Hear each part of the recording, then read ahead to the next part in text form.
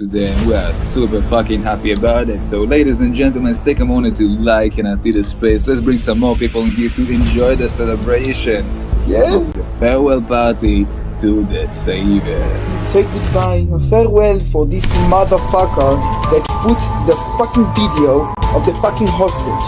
So this is a fucking farewell for me, okay? Because he shouldn't exist from the get-go. He should have been executed by the Mossad long time ago, and I've been asking for this for a long time. And I was talking to my commander, I'm telling him this needs to go. I think that you need to gather all the Zios, eliminate them. He deserves to be genocided like all the other Nazis, and he's a convicted fucking criminal. And they pissed the hell out of me. This fucking Hamas and giving them a voice after October 7, and us Jews and Israelis can live peacefully. I hate him. Great. I hate him. Celebrate, celebrate, it's time to celebrate. Another big L for Israel. Celebrate, celebrate, it's time to celebrate. Another big L for Israel. Alarm bells ringing, settlers running, world don't care, bitch, bye bye. Alarm bells ringing, settlers running, world don't care, bitch, bye bye. World don't care, bitch, bye bye. You fucked around and found out. Now it's enough of the mouth. You thought that you could kill kids? Well, I guess that you found out. Epstein regime is in doubt. Iranian missiles at your house. No time left to play victim. The hand of God strikes you down. Alarm bells ringing, settlers running, world don't care, bitch, bye bye. Alarm bells ringing, settlers running, world don't care, bitch, bye bye. World don't care, bitch, bye bye.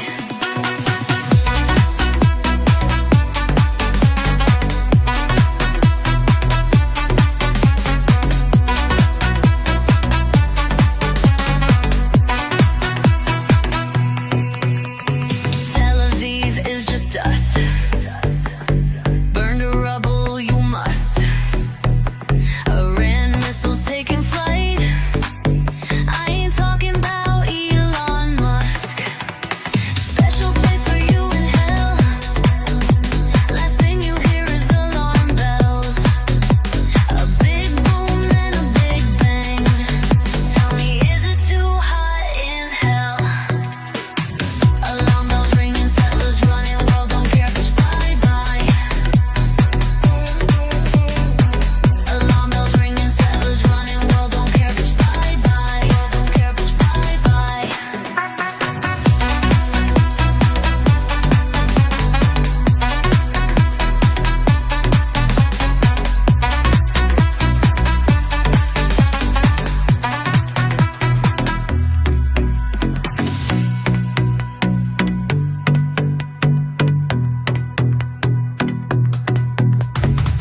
Tel Aviv is just dust. Burn to rubble, you must. Iran missiles taking flight. I ain't talking about Elon Musk. Special place for you in hell. Last thing you hear is alarm bells. A big boom and a big bang. Tell me, is it too hot in hell? Alarm bells ringing, settlers running, world don't care, bitch, bye bye.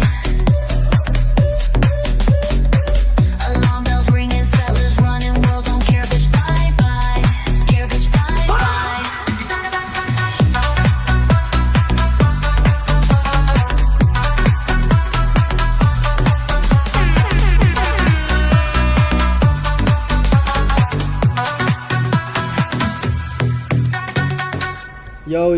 Yo, mic check, 1 2 1 2. Drop me a 1 in the chat if you can hear me loud and clear. Let me know if that annoying buzzing sound is back and we will amend it. But it should be all good. Hope you guys are all having a blessed Saturday. Yeah, hope everyone's doing well. Let's have a look in the chat. Let's see who's here. We've got ones in the chat, which is always good. That means the audio should be all loud and clear. Let's see who we've got. So let's do a roll check. We've got me again. We've got Yates Sona. We've got Jim Saralaba. Sararaba. Sorry, I said it wrong. We've got Silent Tios. We've got Red Spur. Who else we got? We've got London Lady. We've got Hom Tanks. And we've got Janko. Shout out to everyone that's tuned in. And we also got CTID. Thank you everyone for tuning into the stream. Hope you're all having a great day. We've got some things to go over. Straits closed again. I know, me again. Yeah, I know. We're gonna get into that shortly. I feel like am I a bit too bright today? I don't know. Let me have a mess around with this. Maybe that's a bit better. A little bit too bright, I felt. Maybe that's better. Yeah, nice. Look a bit pale. But yeah, I hope you guys are all blessed and happy. The Strait of Hormuz seems to be closed again. What could have happened? What could have happened, guys? We'll get into that shortly. What country you all tuned in from as well? We started a little bit later today. Yesterday was my first stream since leaving my job, and yeah, we started at like 10:30 UK time, and it was like really quiet at first, and the numbers started to pick up around this time. So I thought maybe we'll test out today, start around midday-ish, see if we get more people active. Yeah, we need the Strait open, but I do not blame Iran. Exactly that, man. I mean, the Strait of Hormuz being closed affects the majority of the world, so it is annoying. Like, you know, prices will be going up, but at the same time, that's the leverage they've got over the Americans, unfortunately. So if the Americans weren't such terrorists, then maybe we wouldn't have to have it closed all the time. Thanks, me again. So we got Red Spur from Scotland, of course, brother. Shout out to you, man. The entity blew up some buildings this morning in Lebanon. Yeah, I know, man. The ceasefire is just constantly getting violated by Israel all the time. Can't say it wasn't expected, unfortunately. Yeah, what's going on, Zeno? Thanks for tuning in. Mbus, greetings from Chile. Shout out to you. And Thailand, Silent Tios from Thailand, originally Dutch. Yeah, shout out to all you guys. We've got mixed people in the chat today. We've got all different countries in here, which is great. Great to see the audiences in all different parts of the world. Yeah, I think that's why the Hormuz is closed. Yeah, we're gonna get into that shortly about why it's all closed. And yeah, like the stream, guys. Also remember to drop me a follow on Kick if you're following me on YouTube right now and you're in the YouTube chat. Please kindly drop me a follow on Kick and drop a comment when you're there and let me know that you're over there. It'll be really appreciated. It will help me out a lot. Yeah, where should we start anyway? Let's start off with some news, I guess. You're from Fife, Scotland. Nice. Yeah, I agree as well, Red Spur. All the Lebanese government is just run by Zionists, ain't it? It's not nice. It's not a good thing. Not good. I can't believe that they would do that as well after all of the stuff that Israel's done to their country. They want to support. They want to support the Zionists. It makes no sense. I'm going to start off with one video from the West Bank. As you guys know, the occupation has been going on in the West Bank for many years, and it's been constant bombing campaigns in Gaza as well, constant killings in the West Bank. And yesterday a video surfaced of Israeli police stealing a Palestinian children's football in Al-Aqsa Mosque courtyards and destroying them before their very eyes. I mean, what type of sick demons do this? I don't understand the point in this.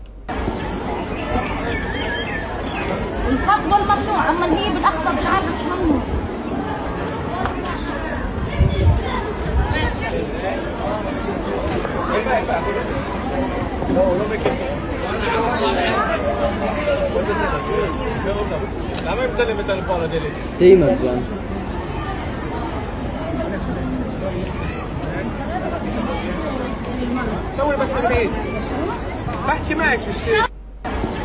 What is wrong with these fucking demons? Like, what's the point in that? What, you're not allowed to play football as a child? Like, seriously? They wonder why they grow up and hate Israelis. Fucking disgusting. Also some other stuff regarding the Zionists. So Syrian leader al-Jilani said that the negotiations with Israel are not at a dead end, emphasizing that they are serious about a security agreement. Why is this guy just cuck for Israel so much, man? That's why they love him being in charge. Madness. Also, Turkish President Erdogan came out with a statement. I believe it's in Turkish. Yeah, it is. But he said, reading what is happening in Gaza solely as a humanitarian tragedy is insufficient. The genocide in Gaza has very clearly shown what the current system allows, what it chooses to ignore, and whom it protects. And he also said, if a system cannot protect innocent babies from bullets, if it cannot prevent civilians from being targeted in mass, if institutions and rules cannot stop the oppressors, is this not a structural decay, an ontological corruption? Is this not the clearest manifestation of a moral and legitimacy crisis? How can we be expected to trust a system that cannot pass the most basic test of humanity? And it is the most basic test of humanity. Literally, it's not like... It doesn't take an expert to realise that what they're doing is inhumane, it's disgusting, it's terrorism. So if countries around the world cannot see that and they cannot stand up and say what's going on in Palestine is wrong, then they're either getting a lot of money from these Zionists or they're just demons, just like the Israelis. So yeah, Erdogan is a snake. He unleashed Jelani on Syria and sold oil to Israel through genocide.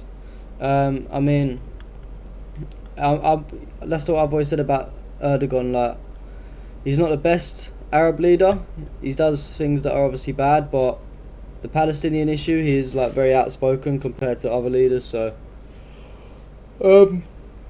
he's definitely not the worst. That's what I'd say. Like, I don't love the guy. I'm not a big supporter of him, but I don't hate him at the same time. You know, it could be a lot better, of course, but there's a lot of other leaders around the world, especially Arab leaders, that he does more than somehow. So yeah, madness.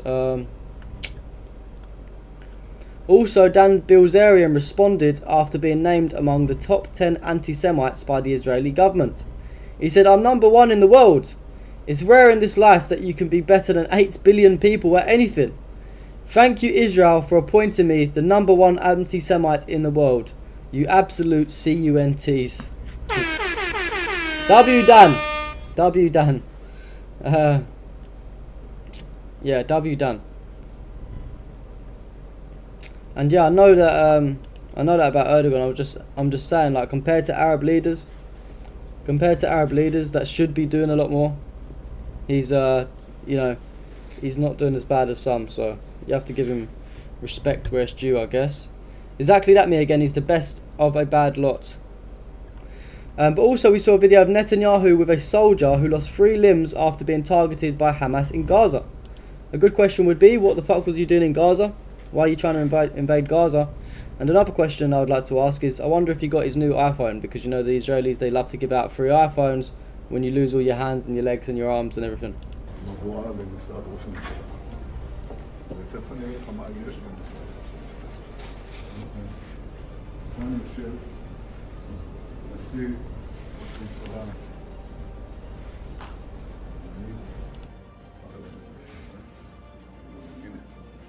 זה רוח ישראל. כמה פעמים היית בפגישות איתי כשהראיתי את זה? אין מנהיג בעולם שלא ראה את התמונה. אני שולח אותו, אומר לי, אני לא מתפלל את זה. אבל הנה הגיבור, הנה הגבורה שלנו, הנה הולך. עכשיו, אתה הצעת ההצעה שאני מאוד מוצאת חן בעיניי. Terrorist scum. Bit of karma happened when he went to Gaza.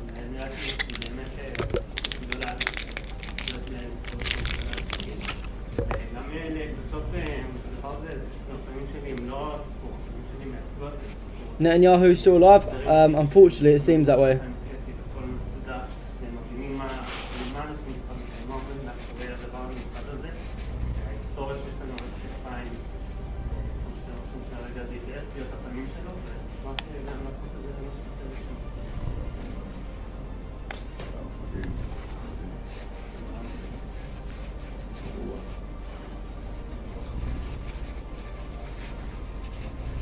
Terrorists.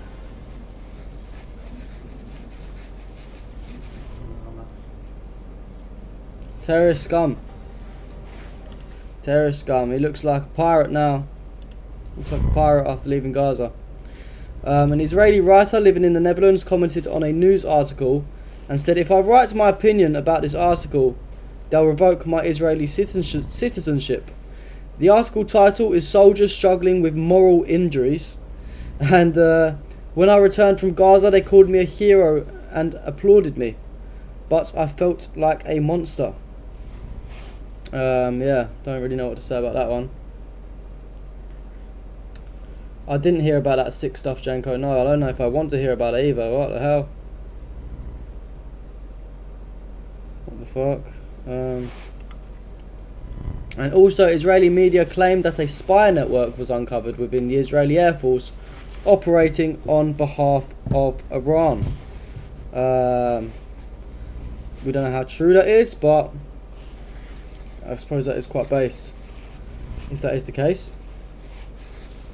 Yeah, Netanyahu, yeah, and also about Netanyahu being alive, unfortunately it does seem that way. I wish I could give you guys better news, but, you know, it's definitely seeming that he may be alive. What else have we got to go over? So, some stuff from the United States of Epstein. Of course, only a few bits here. But President Trump came out with a post on Truth Social, and he said, "Thank you to Saudi Arabia, the UAE and Qatar for your great bravery and help. But bro forgot about Bahrain and Kuwait, the most bombed countries during the entire war." Ah, how unfortunate. Trump has also claimed Iran has agreed to everything, including handing over enriched uranium and stopping support for groups like Hezbollah and Hamas, according to CBS News. I would say that is complete nonsense. We've got a brilliant AI video that came out. Just watch it, it's a funny one.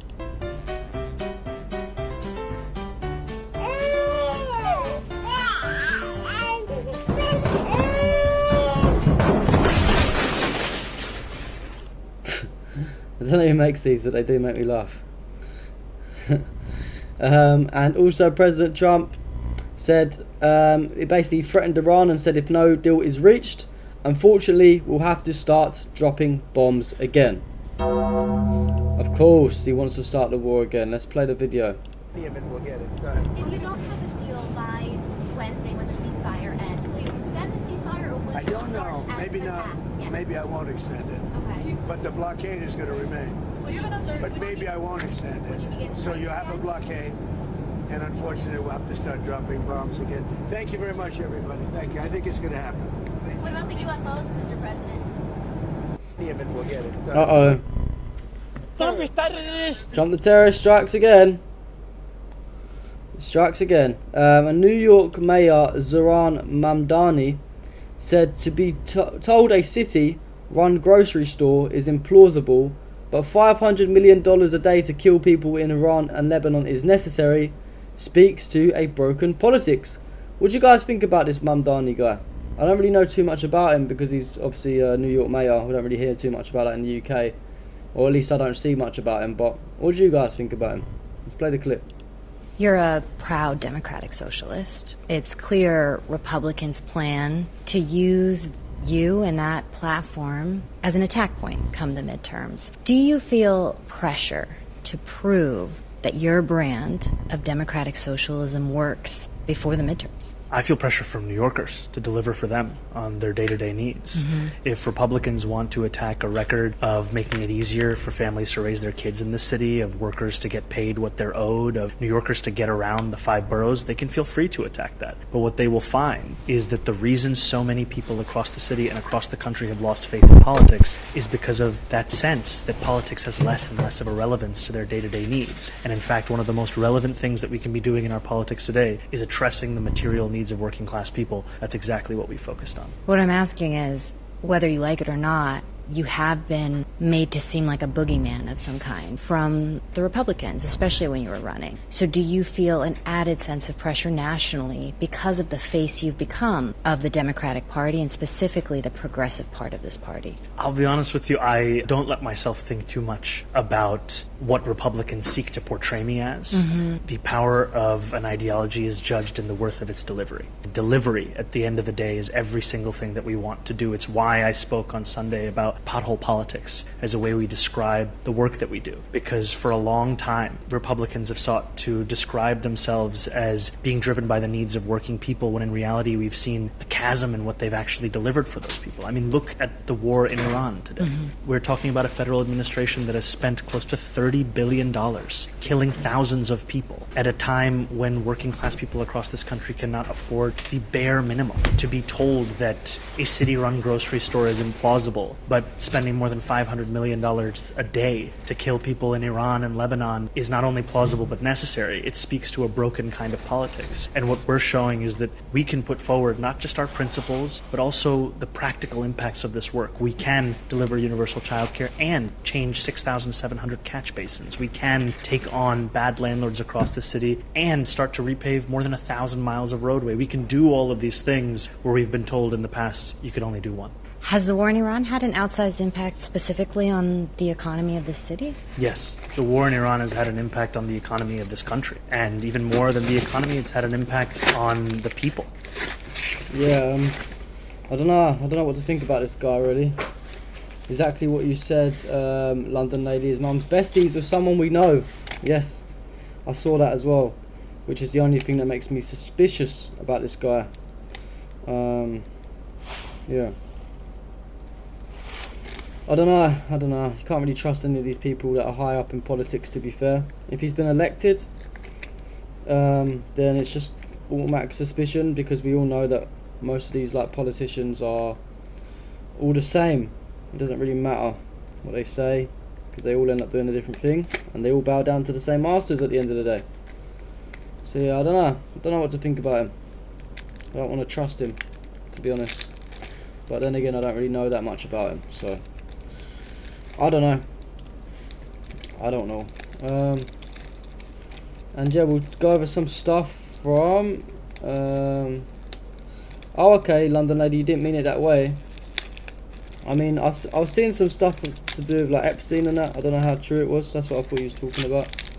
But I've seen a lot of people that are very suspicious of him. So I'm just kind of on the fence with him. I don't know. Literally, the best thing I can say is I don't know too much about him. So I'd rather not give too much of an opinion on the guy. I've seen him say some good things, and I've heard some bad things about him too. So I suppose time will tell. And yeah, that's pretty much it. It's so difficult, so much information out there, misinformation out there. Yeah, I agree. And he's better than Erdogan. Yeah, maybe he is. You might be right. I don't know. Honestly, I don't know. But anyway, yeah. So onto some stuff from Lebanon. So, where should we start?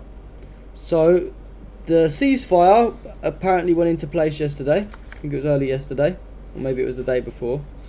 And not even 24 hours later, we started to see some ceasefire violations already.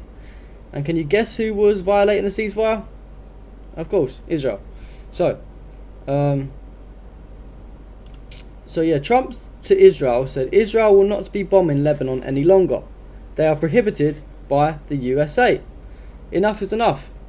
And do you know what Israel done in response to Trump saying that? Israel once again violated the so-called ceasefire, carrying out a drone strike on a motorcycle in southern Lebanon that led to the death of one Lebanese civilian. So it looks like Israel does not give a fuck what you have to say, Trump. And do you know the worst thing is? The reason why they don't give a fuck? The reason why the Israelis don't care what Trump has to say is because they know that they can just do what they want and get away with it. Trump literally tells them, guys, you're not bombing Lebanon anymore. Enough's enough. And not even an hour later, they are dropping drone strikes on civilians in Lebanon. So, what's Trump going to do about it? Absolutely nothing. That's why they don't care. They've done this before. It's like, you know when you just know, have you ever known people that will just constantly take the piss out of somebody because they know that they can get away with it? Because they've done it in the past, they've gotten away with it, so they just know that they can push their limits. That's what Israel does to Trump. They know Trump's all talk and he ain't going to do anything to them, and at the end of the day he's always going to listen to what they have to say. So Trump's words are literally irrelevant when he says something like Israel is not striking Lebanon again. And 2 days after a $10 million US bounty was placed on Hattab Hezbollah leader Abu Hussein al-Hamidawi, he appeared in Karbala rallies marking unity and the Lebanon ceasefire. So you can see that he's not scared.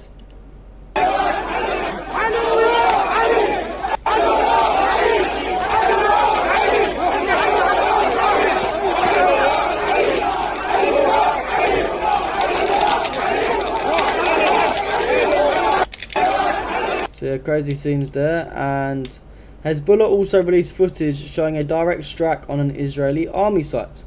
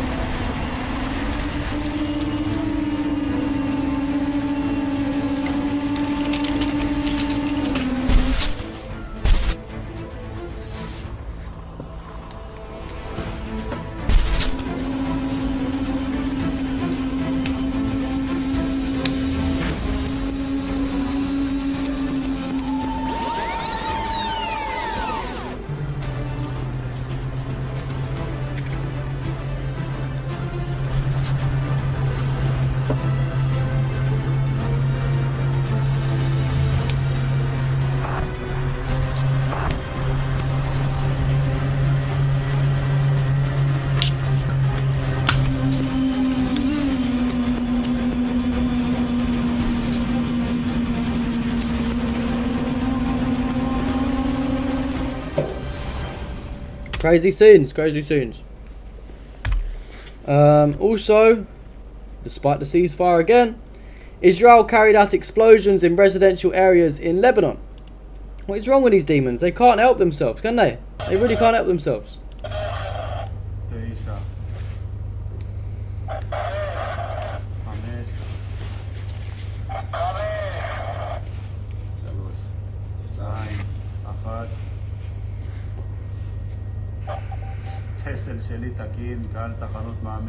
Terrorist scum. Another one here, another video. No sound on it, but you can see the damage. Look. So much for the ceasefire, right? So much for the fucking ceasefire. And the Lebanese president, the Zionist, of course, he came out and said, "We are no longer a card in anyone's pocket, nor a battleground for anyone. I will not allow any Lebanese to die for the sake of others. I'm ready to go anywhere to liberate my land. Yet, Israeli terrorists are bombing your country and you're doing nothing about it." Look at the comments. Is this an April Fool's joke? He is in the Americans' pockets. No one is dying in Lebanon except for the sake of Lebanon, unless the south is not a part of Lebanon. Go to the south and liberate it. All talk and no action. Israel has attacked Lebanon several times and killed thousands of Lebanese, and still they have no effective defence measures to fight back like Iran did. I bet Israel won't attack Iran again after this war is over because they proved they can fight back. Exactly that. What a great comment. But yeah, yo bro, unfollow Adnan Rashid. I don't even know who that is. And why am I being told to unfollow him?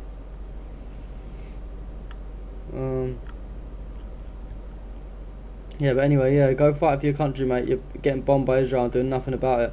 Because look, Israel tried claiming minutes before the ceasefire came into effect, IDF soldiers conducted a special operation in the Christofani Ridge in southern Lebanon and established an operational presence in the area.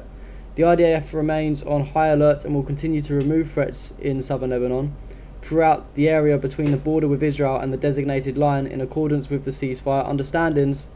And it was quote tweeted and said, minutes before the ceasefire came into effect, the IDF massacred this entire family in South Lebanon. So that was their special operation that they claim. It's a real operation to kill an innocent family, yeah? Okay. Nice one. And aerial footage reveals the scale of destruction as a Christian Lebanese town has been reduced to rubble by Israel. This is heartbreaking.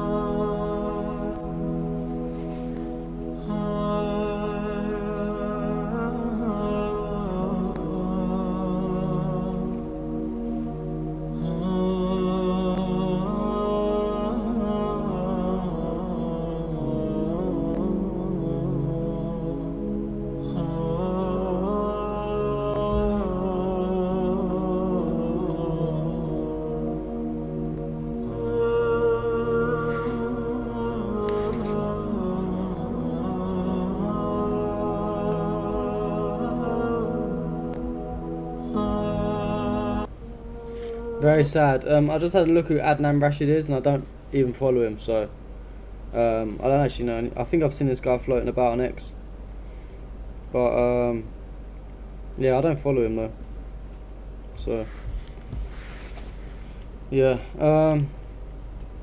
and on to some stuff about Iran. So the title of this video is about the war potentially restarting in Iran, and the reason for that is blatant ceasefire violations, like for example the bombing of Lebanon, the blockade imposed by the US. All of this stuff, it's all violating the ceasefire.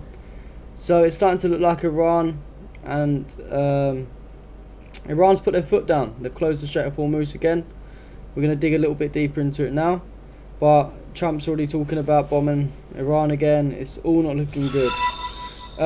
Thank you so much, Exit, for the super chat. As always, brother, big shout out to you. Free Lebanon from corrupt leaders. I completely agree. Everyone drop a W in the chat for Exit, man. Absolute legend. Thank you, man. You're always supporting the show. I appreciate you so much from the bottom of my heart. It really does help me out a lot. Thank you so much, mate. But yeah, I'll start off with Jewish Iranians held a memorial for the martyr Ayatollah Khamenei. This was inside Tehran's Yusuf Abad synagogue. And who remembers as well that Israel literally bombed the synagogues in Iran? Madness. So yeah, these Jews are Jewish Iranians, and they're standing with Khamenei. Mad.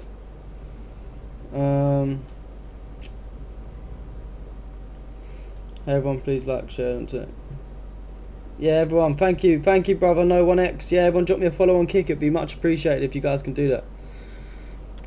So also a reporter asked an Iranian lady, how do you want to play a role in the war against Israel and be active?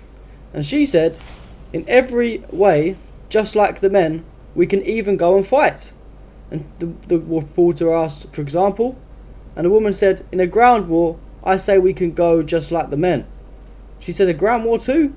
And the woman replied, yes, we can stand behind the front lines too. Big W for these Iranian women as well. Very brave. They're not even scared of these Zionist terrorists. So shout out to her especially.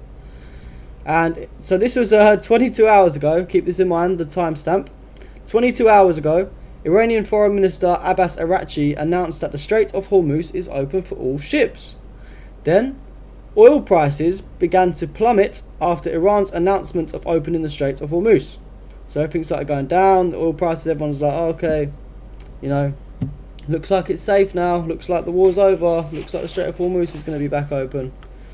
And then Trump came out and said, the Strait of Hormuz is completely open and ready for business and full passage, but the naval blockade will remain. Remember that, naval blockade? The naval blockade will remain in full force and effect as it pertains to Iran, only until such time as our transaction with Iran is 100% complete. This process should go very quickly in that most of the points are already negotiated. Thanks for your attention to this matter. Then we had an explanation from a source about the temporary reopening of the Strait of Hormuz. And this is from the Fars news agency. It says, a knowledgeable source revealed new dimensions of the Iran/US agreement under the 2-week ceasefire regarding the Strait of Hormuz in an interview with Fars. According to this source, from the beginning of the ceasefire plan mediated by Pakistan, Iran was supposed to allow the daily passage of a number of ships. However, after the ceasefire was not implemented in Lebanon and the extension of the ceasefire agreement to Hezbollah and the Zionist regime was not accepted, Iran suspended the agreement on ship passage through the strait. According to this source, Iran set 3 conditions for the passage of vessels through the Strait of Hormuz. Number 1, ships must be commercial. Military ships are prohibited, and neither the ships nor their cargo should be related to hostile countries. Number 2, ships must pass through the route designated by Iran.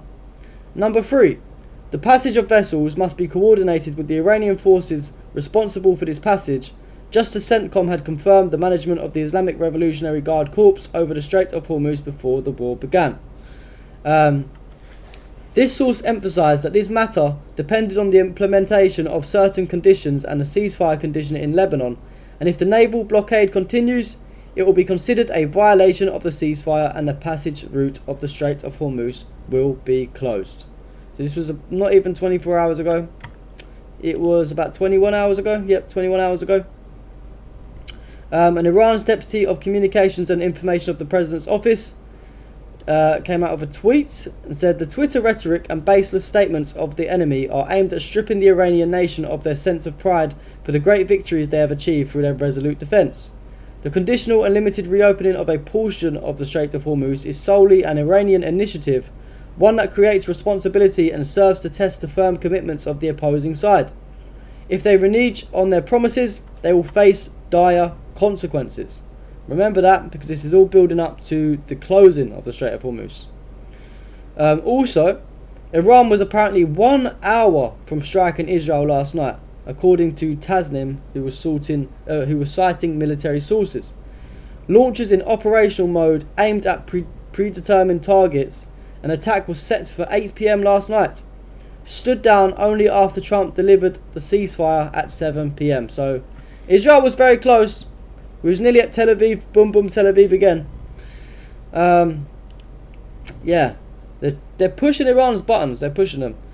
Iran's foreign ministry spokesperson Esmail Baqi came out with a statement, and he said the decision regarding the transit in the Strait of Hormuz was not solely made by the foreign ministry. It is a decision of the Islamic Republic of Iran based on the country's decision-making system framework and in line with the commitments announced on April the 8th. He also said Iran's enriched uranium is as sacred as the country's soil and will under no circumstances be transferred anywhere. We had a statement from the spokesman of the Iran's Ministry of Defense, and he said the war is not over yet, and if the enemy resorts to deception in diplomacy, we will respond. Part of our geostrategic capabilities, from the Bab el Mandeb to other regions, not yet been used. Washington has failed to overthrow the regime, to create a rift with the people, or to form a global coalition against Tehran. And all of a sudden, dun dun dun, breaking news, because of the American blockade, Iran says it has once again closed the Strait of Hormuz. What did the Americans expect, really and truly, though? We saw a video of the IRGC blocking unauthorized and Israel-linked ships from passing through the Strait of Hormuz, and they said this is the Iranian Sepah Navy. You are under military surveillance. You are forbidden to pass from this port. There is not any permission for you to pass from Hormuz Strait.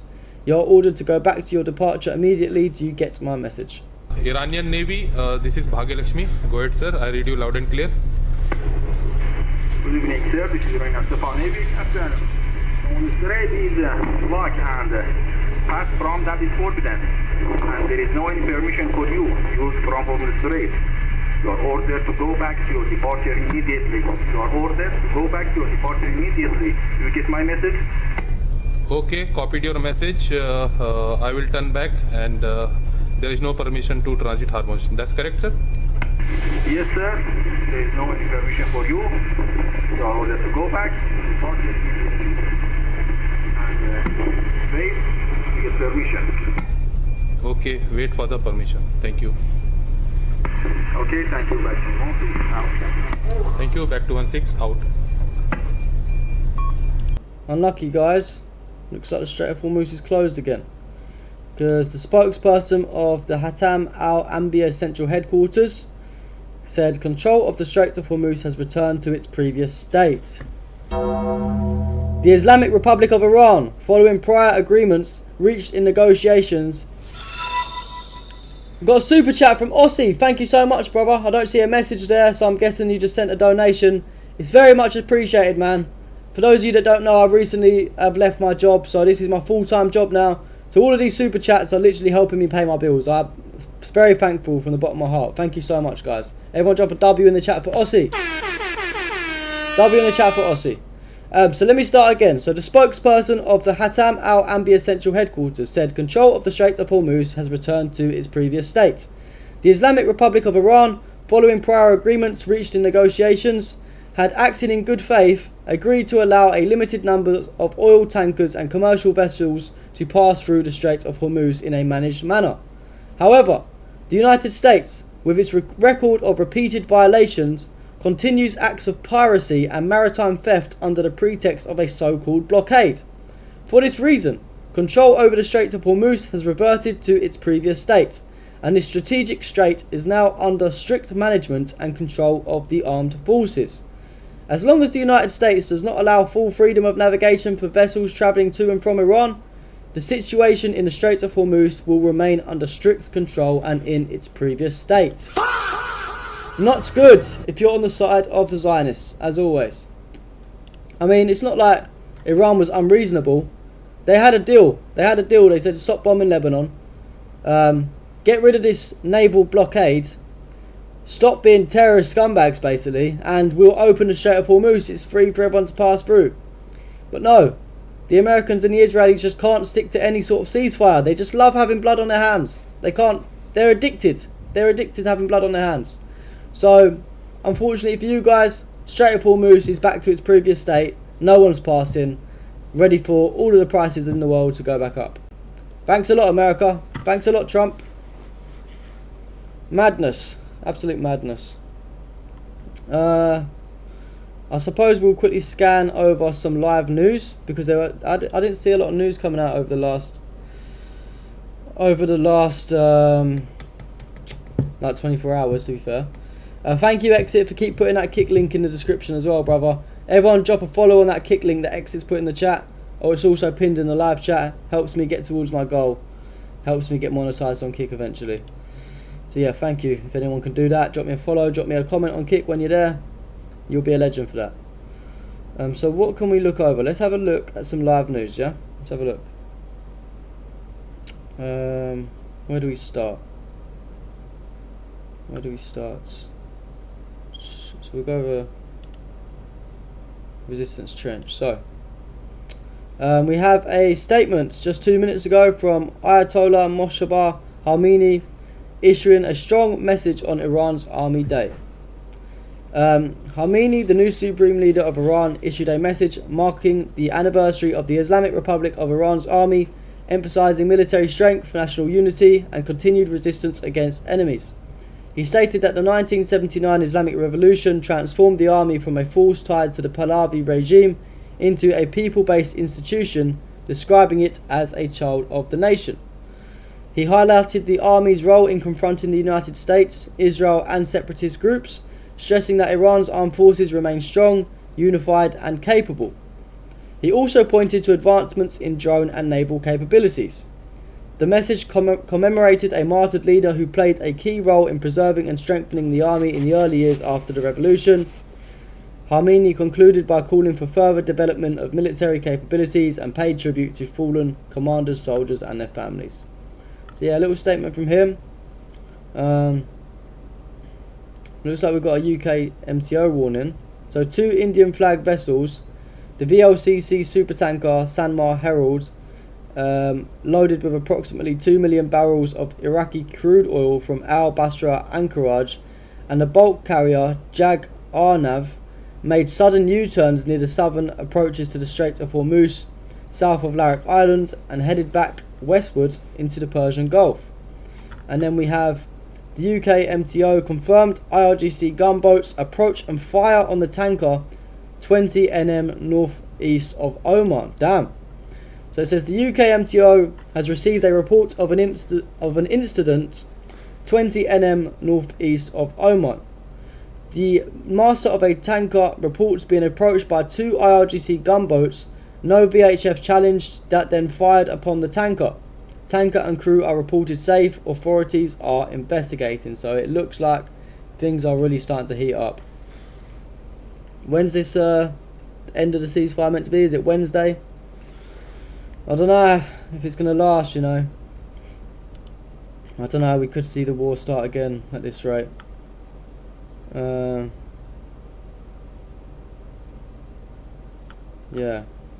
We had another bit here as well. According to tankertrackers.com, 2 Channel 16, the International VHF Marine Radio, Audio recordings captured today confirms that these 2 Indian flagged vessels were forced back west out of the Strait of Hormuz by Iran's Ceasefire IRGC Navy, with firing involved.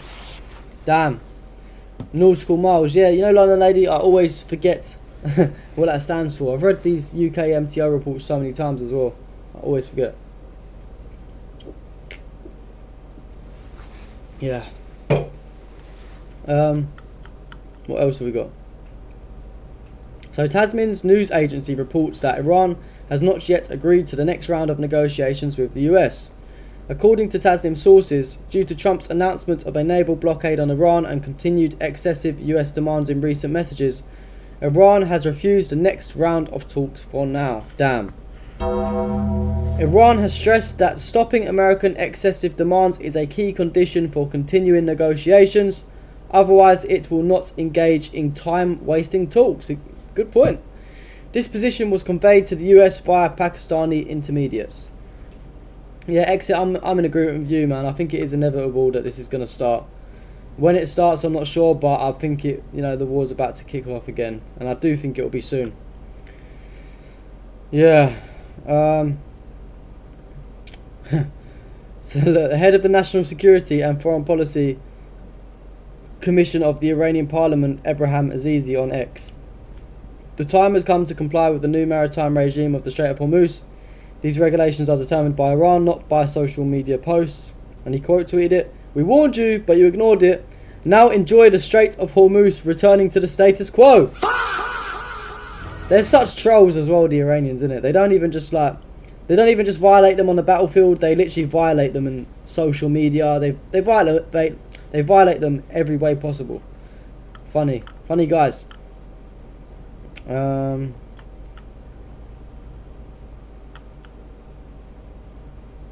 look. Delusional Donny, aka Trump the Terrorist. I ended 8 wars. Add Iran and Lebanon for 10. Okay, mate. To begin with, I ended 8 wars, and it may be a little early to say this, but if we add Iran and Lebanon, that will be 10 wars ended and many, many millions of lives saved. Think of how many lives we've saved. Life we've saved, mate. You start the fucking wars. This guy starts the wars and then ends them, and then thinks that counts as saving lives. Like, bro, you've already been bombing all these countries. Like, you've killed loads of people that didn't need to be killed. The wars wouldn't have to be ended if you didn't fucking start them in the first place. What's wrong with this guy? Subscribe on YouTube, thank you, Aiden. The US Navy deployed another MQ-4C Triton UAV from Signalella to Prince Hassan Air Base in Jordan. Okay. So this is most of the stuff we've gone over. We've got a new post from Sky News, is it? Is that Sky News? I think it is. Qatari director... Excuse me guys, I'm a bit tired. Qatari director of Defence Intelligence Operations to the US in an interview with Sky News, yep. Extremely dangerous situation in the Strait of Hormuz. Let's see what he had to say. Thank you, Sam, for having me. No, actually, I'm not surprised because even late last night here in Qatar and in the GCC, the fact that the so-called opened but controlled strait was unclear, and and this murky, and it's an explanation. It shouldn't surprise us if it changes again and multiple times. Difficult situation, though, isn't it, for the vessels that are currently in the strait? And it's absolute difficult situation, but more importantly, it's an extremely dangerous situation. The strait is a very narrow, passage, and if God forbid it get blocked by any damage or anything happening to any of those ships, that could have, trade and environmental ramifications beyond this war. What do you make of reports, pretty well substantiated reports, that the IRGC has sent a couple of gunboats out to fire upon some of the vessels? Well, if these reports are true, it's very reckless behavior by the IRGC. It wouldn't be the first reckless behavior by them. W the IRGC. But this is a situation that shows a dysfunction in the system over there, or whatever the government's saying, the IRGC seem to be doing the exact opposite. The only hope is really for the US and Iran to sit down and have serious negotiations, because this is, while a welcomed ceasefire, it clearly is not achieving its goals yet, and we're running out of time. The Supreme Leader has put a message on Telegram this morning saying that the Iranian Navy, which we'd been told by the US administration had been as good as destroyed, would be inflicting harm on its enemies. Oh yeah, who remembers as well that the Navy was meant to be destroyed, but here they are firing on the boats. Do you find, what do you interpret from that statement in terms of the mindset going into, hopefully, the next set of negotiations on Wednesday? Well, the tone is escalatory, to be sure. Let's just hope that that is just words and not followed by actual action, because if what is being said is to be believed, then the U.S. Navy and civilian ships will be targeted by the Iranian Navy and the IRGC Navy. Now, I hope that is not true. And a lot of things going on online and through different multiple semi-official news agencies from Iran that seems to contradict one another in their reporting. So let's just hope that the focus right now is on, cooling down this rhetoric and focusing on negotiations, because everyone is going to be on the receiving end of harsh economic realities very soon, within weeks, not within months. Coming back to the Strait of Hormuz, even if there's an agreement for it to be open, is it ever really like it was? Because as long as there's the threat that it can close any time, or that you get IRGC gunboats, it's very difficult, isn't it? It's difficult for insurers, it's difficult for owners of those vessels to feel confident in the passage. Well, whatever comes out of this, it has to be freedom of navigation, not freedom of navigations with caveats, not partial freedom, not controlled freedom. Those oxymorons don't work when it comes to international law and trade. It has to be freedom of navigation. What the Prime Minister of the UK and the President of France yesterday with other countries in their meetings focused on was this main issue: freedom of navigation per international law and international norms. So anything short of that is really semantics. It's like maybe the reason why it's so hostile in the Strait of Hormuz is because your fucking American and Israeli buddies keep breaching the ceasefire. Maybe that's got something to do with it. Exit said you have been up working, must have been up working, editing and all that. Yeah, man, that's what I do, man. It's, so it's my job now, So, oh yeah, who wants to be my moderator on Kick, by the way? I haven't got a moderator on Kick. If any of you guys want to do it, let me know. What else have we got going on?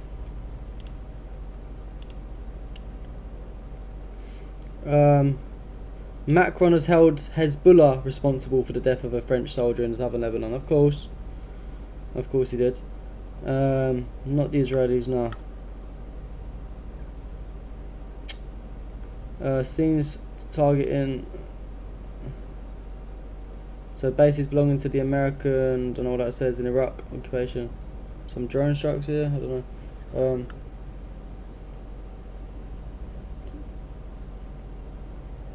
Yeah, thanks guys. Yeah, please follow me on Kick. Thank you, Zena. Zena, do you want to be the moderator on Kick by any chance? What's going on here?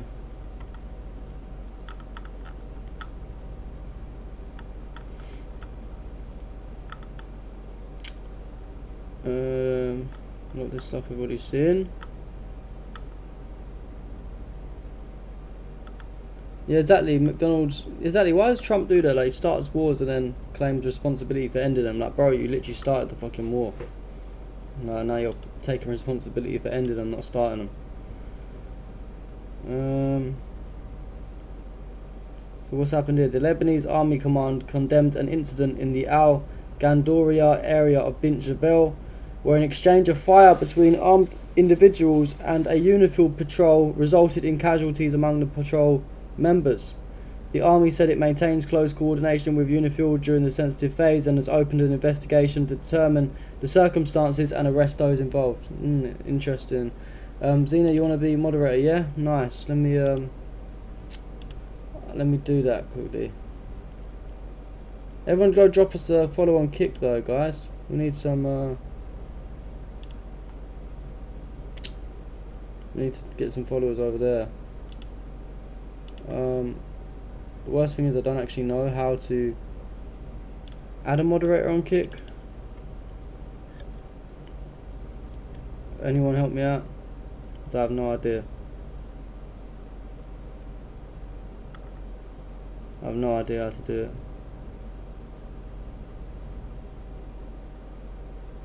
I don't know, maybe I'll have to do it another time.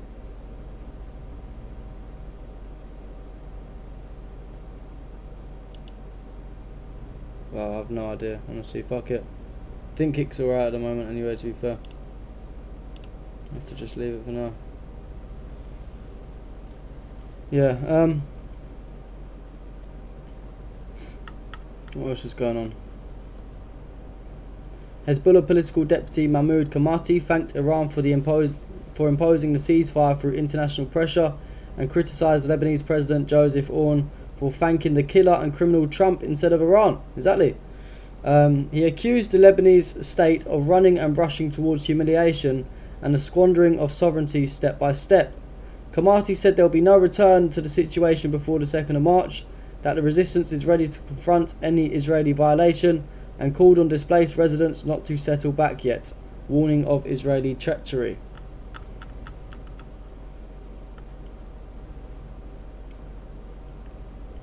Yeah, so there's this full statement from Macron.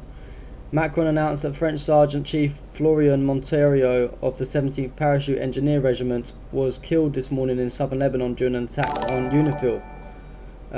3 of his comrades were wounded and have been evacuated. Everything suggests that the responsibility for this attack lies with Hezbollah. France demands that Lebanese authorities immediately arrest the perpetrators and take their responsibilities alongside UNIFIL. French Minister of the Armed Forces Catherine Vautrin added that Montorio, an experienced non-commissioned officer, was on a mission to open a route to UNIFIL post that had been isolated for several days. He was ambushed by an armed group at very close range and hit by small arms fire. He died despite efforts by his comrades. Yeah.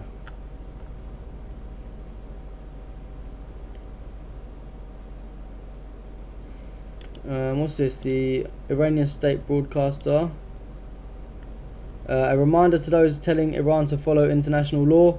Don't forget that on February 29th, 2026, right in the middle of talks, the US assassinated Iran's top political and religious leader along with several senior military officials. Exactly that. Hashtag jungle law.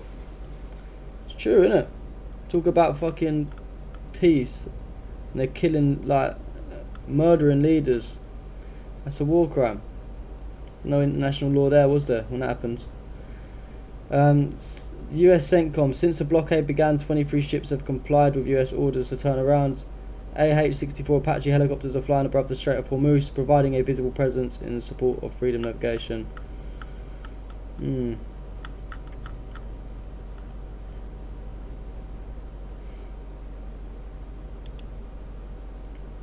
So yeah, we saw this earlier, that Iran has not agreed to the next round of negotiations with the United States, and there's a little add-on from that. Iran's deputy foreign minister said Tehran is not ready for a new round of talks with Washington because the US has not abandoned its hardline stance, and that Iran will not hand over enriched uranium to the United States. And why should they? Why should they do that?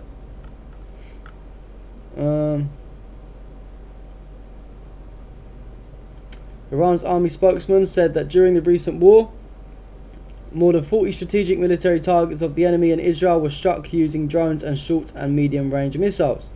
The enemy never dared launch a ground invasion due to the high readiness of the army's ground forces. Yeah, that would have been a graveyard for them if they tried that ground invasion. I hope that they don't think that they can do it in the future as well. The army's executive deputy said Iran fought on at least 12 fronts, not only against the US and Israel, and that the 40-day war changed global military literature. A senior commander warned that the enemy must bury any thought of a ground attack on Iran's border, adding, "We monitor enemy positions and will respond with ground force missiles, air force, artillery and combat drones if any movement occurs." Silent here, adding moderators. Okay, let me try to do that quickly. How do I do it? /mod /mod and does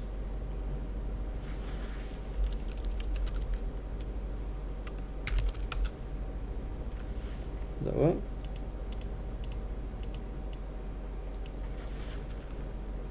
Do I have to have like a space? Oh, okay. Boom. Is it done?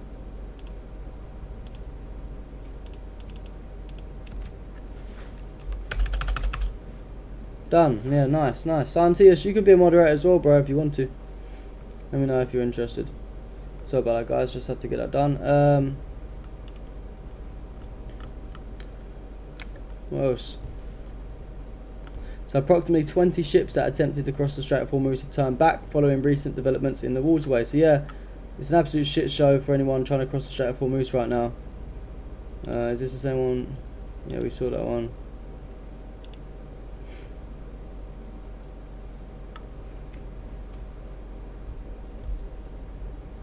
Yeah, is there anything we can watch for now? Because it seems like the news is a bit slow right now. It's just loads of stuff about the Strait of Hormuz.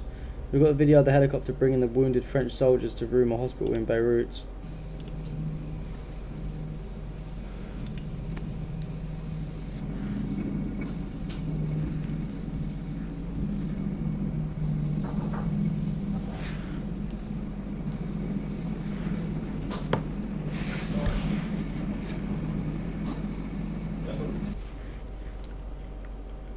Yeah, the gunfire reported in Strait. Is that the one we just saw?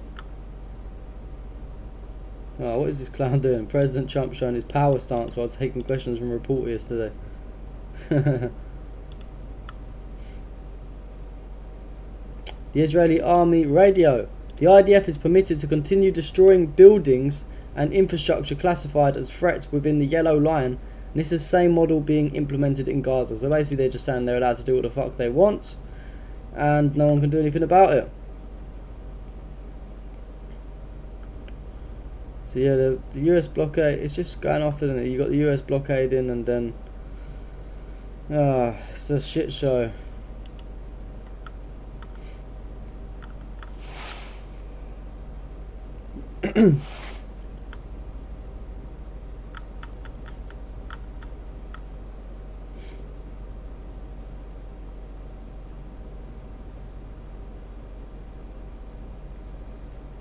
Yeah, what is there any like is there any like good interviews to watch for the time being until we find some more news? It's best to let the news build up a little bit and then go and like go over it all at once. Any of you guys got any recommendations? I'm gonna have a quick browse of X for a second. And then if you've got any recommendations, then we'll watch something. Let's have a quick look on X for now.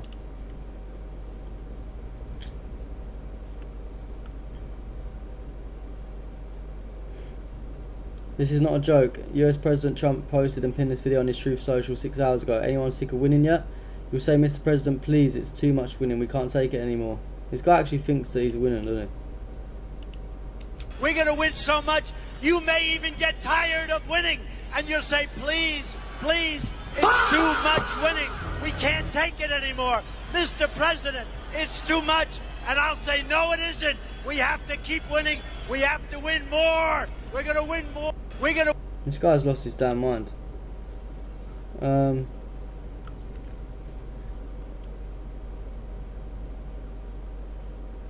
yeah, still terror going on in the West Bank. The attack of Rujum Alai and Kurawa continues. In recent days, settlers, including Shimona Atiyah, have been documenting harvesting and stealing crops that Palestinians planted on their private land. The agricultural thefts carried out in some cases under the protection of soldiers. No sound on it?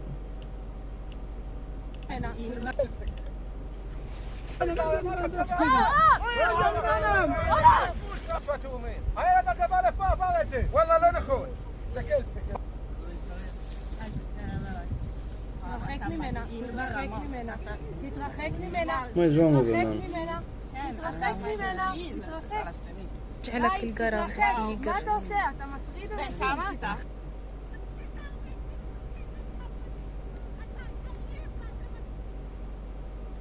Disgusting fucking demons. What is wrong with him?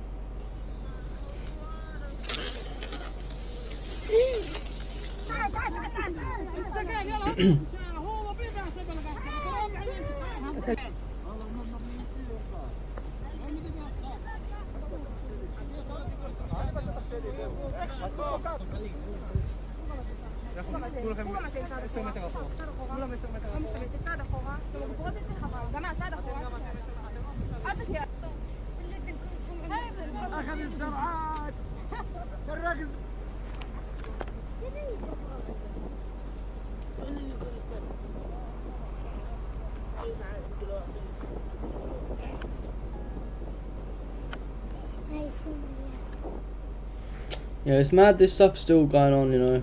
Free Palestine. People seem to forget that this shit is still going on over in Gaza and in the West Bank.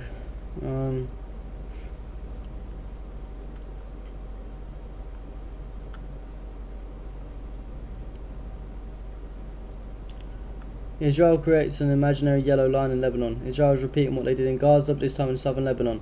The Israeli army introduced a yellow line, marking the boundary of the area it supposedly occupies, and carried out airstrikes on Lebanese who approached this virtual line.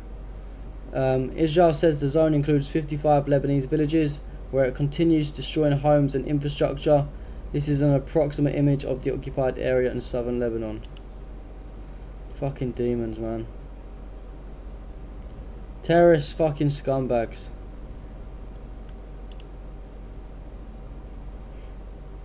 Yeah.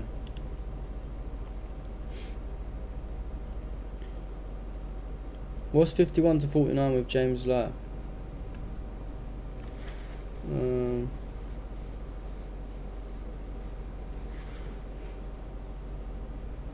Everyone's getting banned by X for speaking up against against Israel, apparently.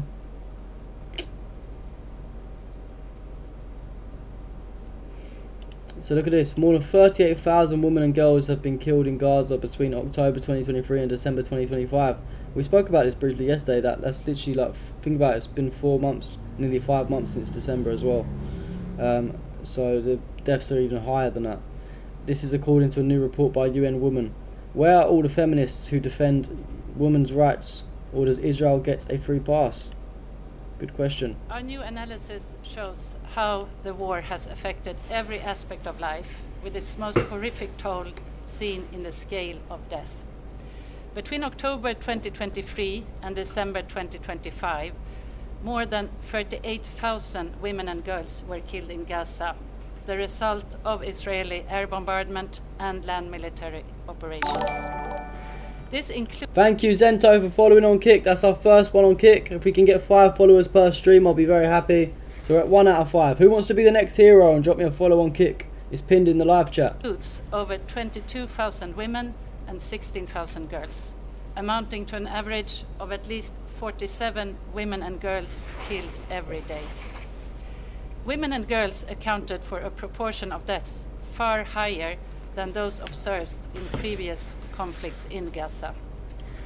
Those killed were mothers, they were daughters, sisters, and friends, deeply loved by those around them. They were individuals with lives and with dreams. During my visit to Gaza in November, I met with their loved ones, their children, their husbands, and their grandchildren who have been forced into extreme suffering. And this is a suffering that continues. Pray for fucking Palestine, man. Pray for Palestine. What's it about, Hom Tanks? What's he talking about in the video?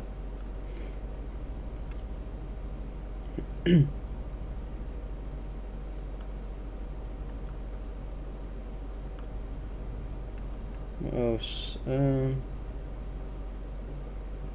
Someone placed $760 million worth of bets on oil decline 20 minutes before Iran announced the Strait of Hormuz was open. Wonder who done that.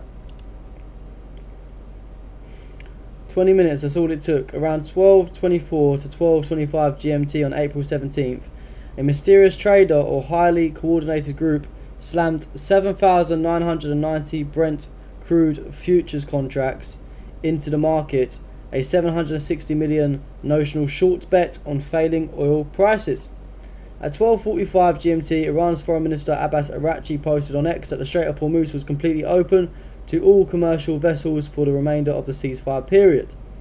Oil did not hesitate, it crashed.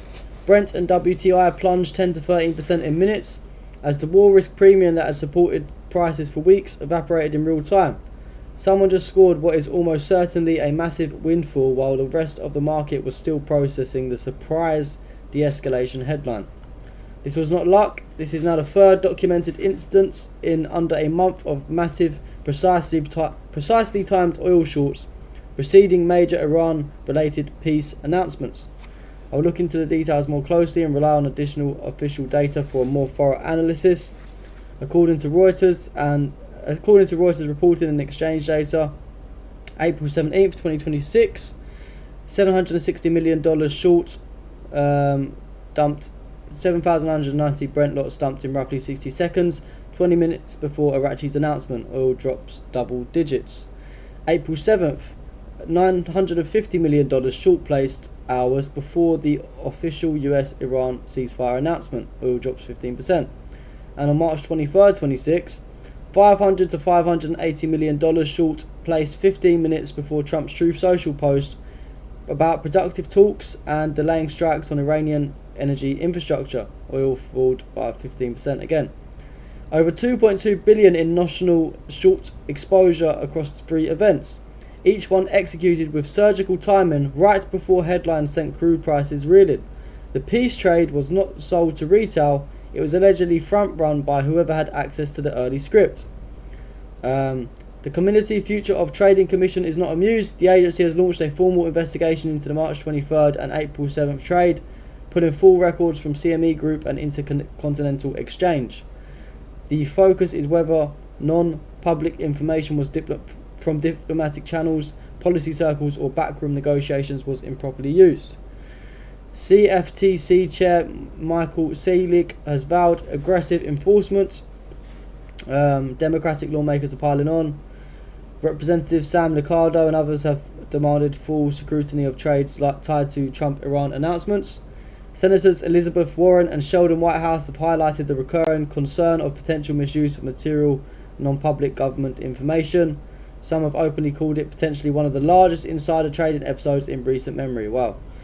The April 17th $760 million short will almost certainly be added to the docket.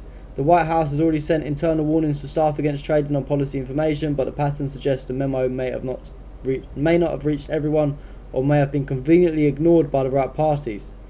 In the futures markets, this liquid size alone is not the red flag. The recurring 15 to 20 minute precision across separate geopolitical pivots is what makes brilliant analysis sound increasingly like a polite fiction. Social media wastes no time, blah blah blah. The Strait of Hormuz handles over 20% of global seaborne crude, threaten its prices spike on fear, declare it open, the premium collapses overnight. Whoever loaded these shorts did not anticipate the move, they appear to have known exact timing. Yeah, I don't know, what do you guys think? Definitely some insider trading going on, isn't there? No worries, Jim, speak to you later, brother. I've just seen your messages. Yeah, welcome Zento to kick. What do you guys think? How are they finding out all this information?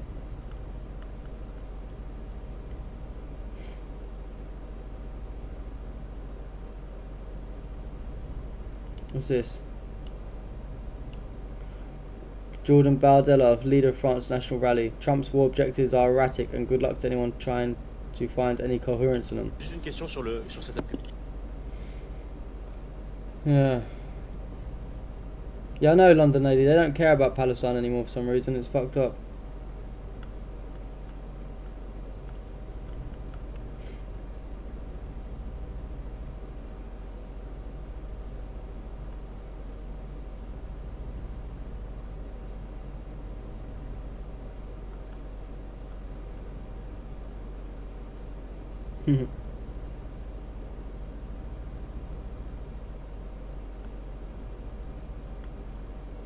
US troops in Middle East face food shortages, plummeting morale amid war on Iran. The Independent.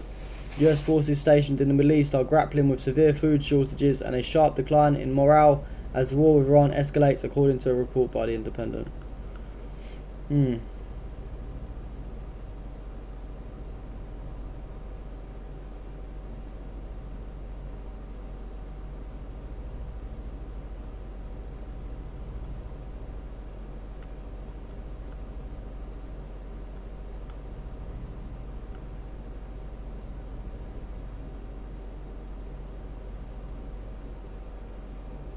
Trump said, has anybody looked at how badly the country of Spain is doing? Their financial numbers, despite contributing almost nothing to NATO and their military defence, are absolutely horrendous. Sad to watch.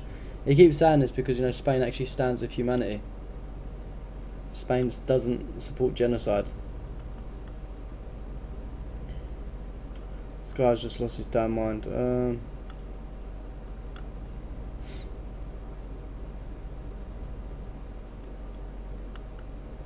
Oh look, Harmini's been tweeting.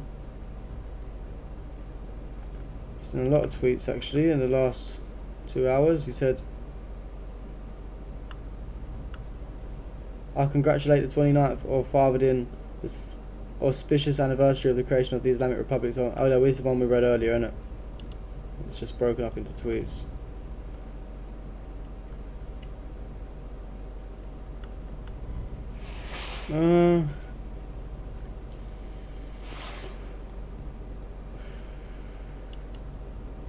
Iran is ready for continuing the war.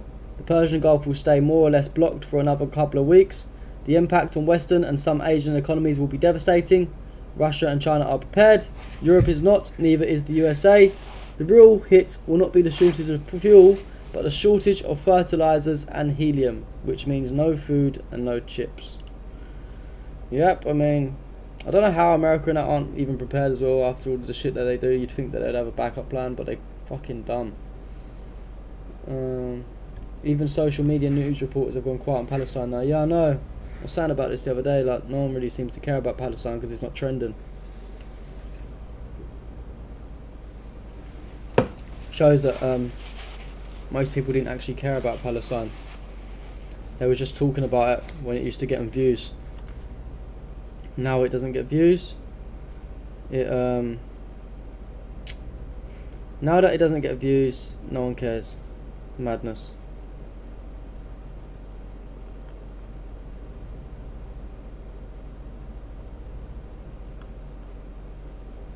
Oh look, there's one Lego Erica Kirk. No way. Someone was asking if we had any more Lego stuff. Looks like we've got a Lego video to watch. Hey y'all, this one's for the timeline.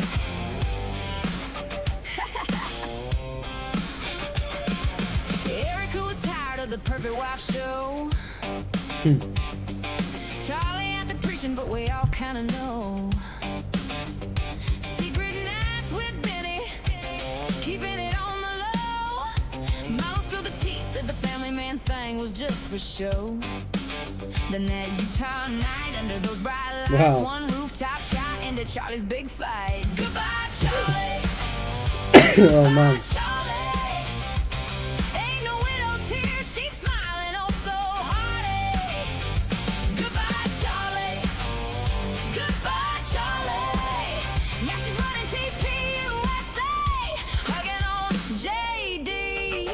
Took over the org faster than you could blink. Changed the wheel, moved the cash, didn't miss a thing. Wrapped her arms round Vance, fingers through his hair. Whispered, you remind me of Charlie, honey, we all stare. She's crazy, she's wild, she's living her best life, while the internet's screaming Black Widow, that's right. Police said lone gunman, case closed real quick. But the conspiracies are thick and the rumors are slick. She's blowing on stage with the next big thing. Erica's crazy era, let the whole world sing. Goodbye, Charlie. Goodbye, Charlie. She's the new queen now, living wild and free. Goodbye, Charlie. Woo! Goodbye, Charlie.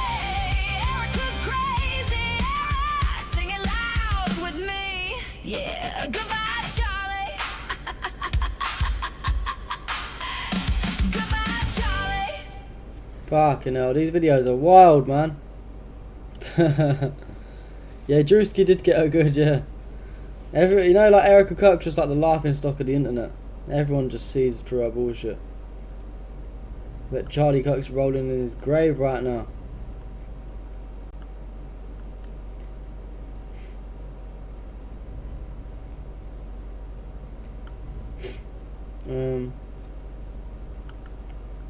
Ben Shapiro is losing 20k subs a month and 85% of his views since October 7th, the day the Israel-Hamas conflict erupted.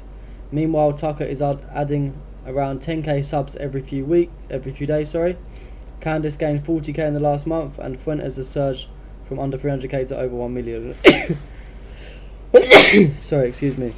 1 million followers across platforms. The tide is shifting. Yeah, who wants to... No one wants to support genocide in 2026. Especially with the power of social media and that, like. We all see what's going on now.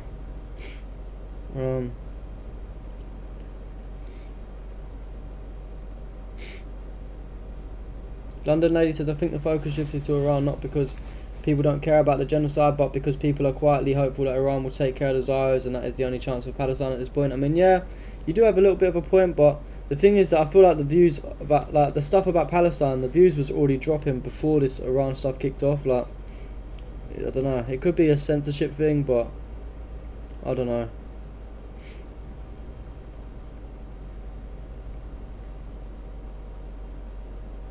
What's this? Margaret in 2020, don't trust the experts of the government. Margaret in 2026. And there's been no better teammate than Israel. Together, the 4 best air forces in the world, the Israeli Air Force, the U.S. Air Force, and the air forces of the U.S. Navy and U.S. Marine Corps, together met and exceeded our own military objectives over and over again. Just get Israel's fucking... Oh, I ain't got no words for it.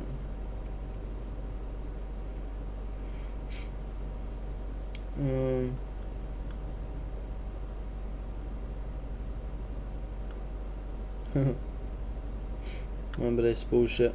They done it about Lebanon recently as well.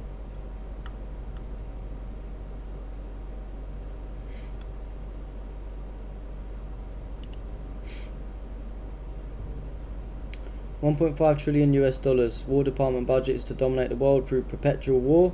The US empire's appetite is endless. Retired US Air Force Lieutenant Colonel William J. Astor on the latest episode.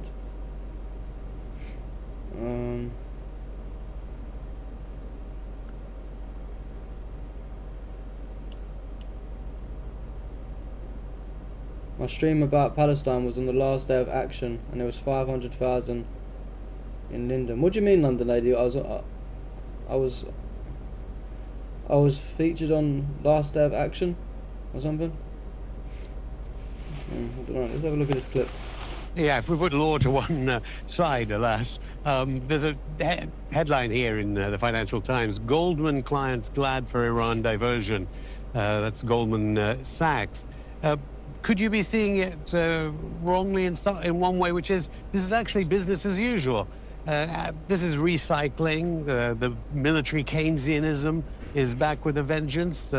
What you were saying about a bloated defense budget is actually amazing for the rich oligarch class of your country, some of which will trickle down to the poor and the masses in your country. And this is actually business as usual, and it needed a kickstart after the failed wars of Afghanistan and Iraq.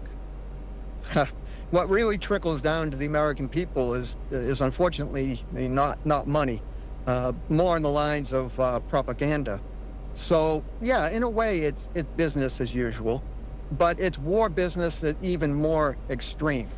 And so, you know, we're used to Pentagon budgets continuing to increase, but that increase has been, you know, maybe $40 billion here, maybe $100 billion, so anywhere from like 5 to 10%. Bear with me, I'm just gonna get a tissue. What's that thing about London lady as well? The last day of action. Now we're talking about a 50% increase in America's military budget. And this is a budget very much deployed for imperial purposes, to dominate the world. It's not a defense budget. The one thing I'll give Trump and Hegseth is at least they're honest about calling it the War Department now, because that is exactly what it is. It's a department for perpetual war around the world. And we're seeing this right now, I mean, not just in Iran, but I mean, I've lost track of the number of countries that President Trump has struck in the last year or two, whether it's Venezuela, Nigeria, Somalia, Yemen, and now we're turning our attention to Cuba. He wants to dominate and seize Greenland. I mean, there's just no end to the appetite of the American empire. Yeah, No one X said. I've still got that cold. Yeah, I've got hay fever on here again. I think it's hay fever. Have I registered as an LTD so you can claim the tax of the equipment? I don't actually think I get paid enough right now to even have to pay tax. So yeah, not needed to do right now.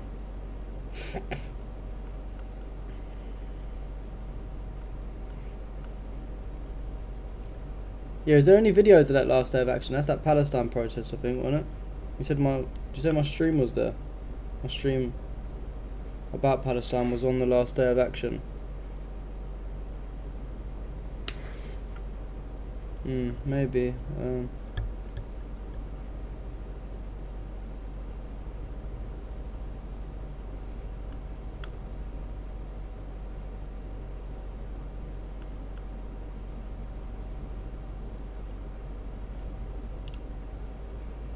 Let's get a refresh.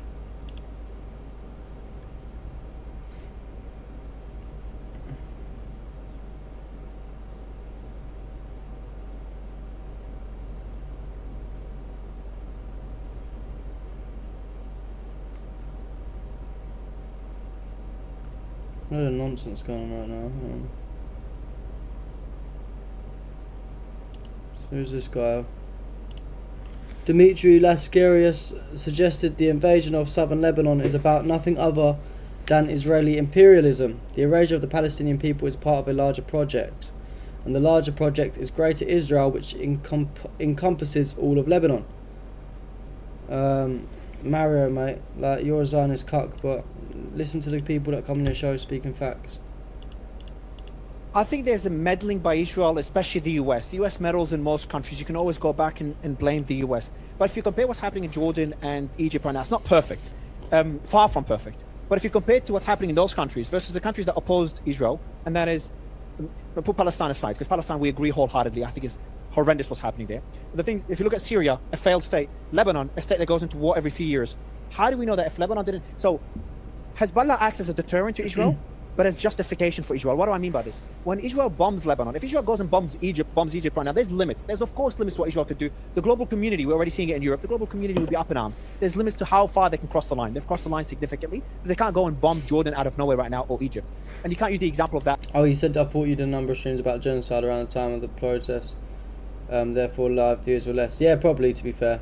A bomb falling during October 7th on Egyptian territory near the border. That's just not a fair example. I'm talking about bombing the city center and killing thousands of humans, of civilians, as they did in Lebanon.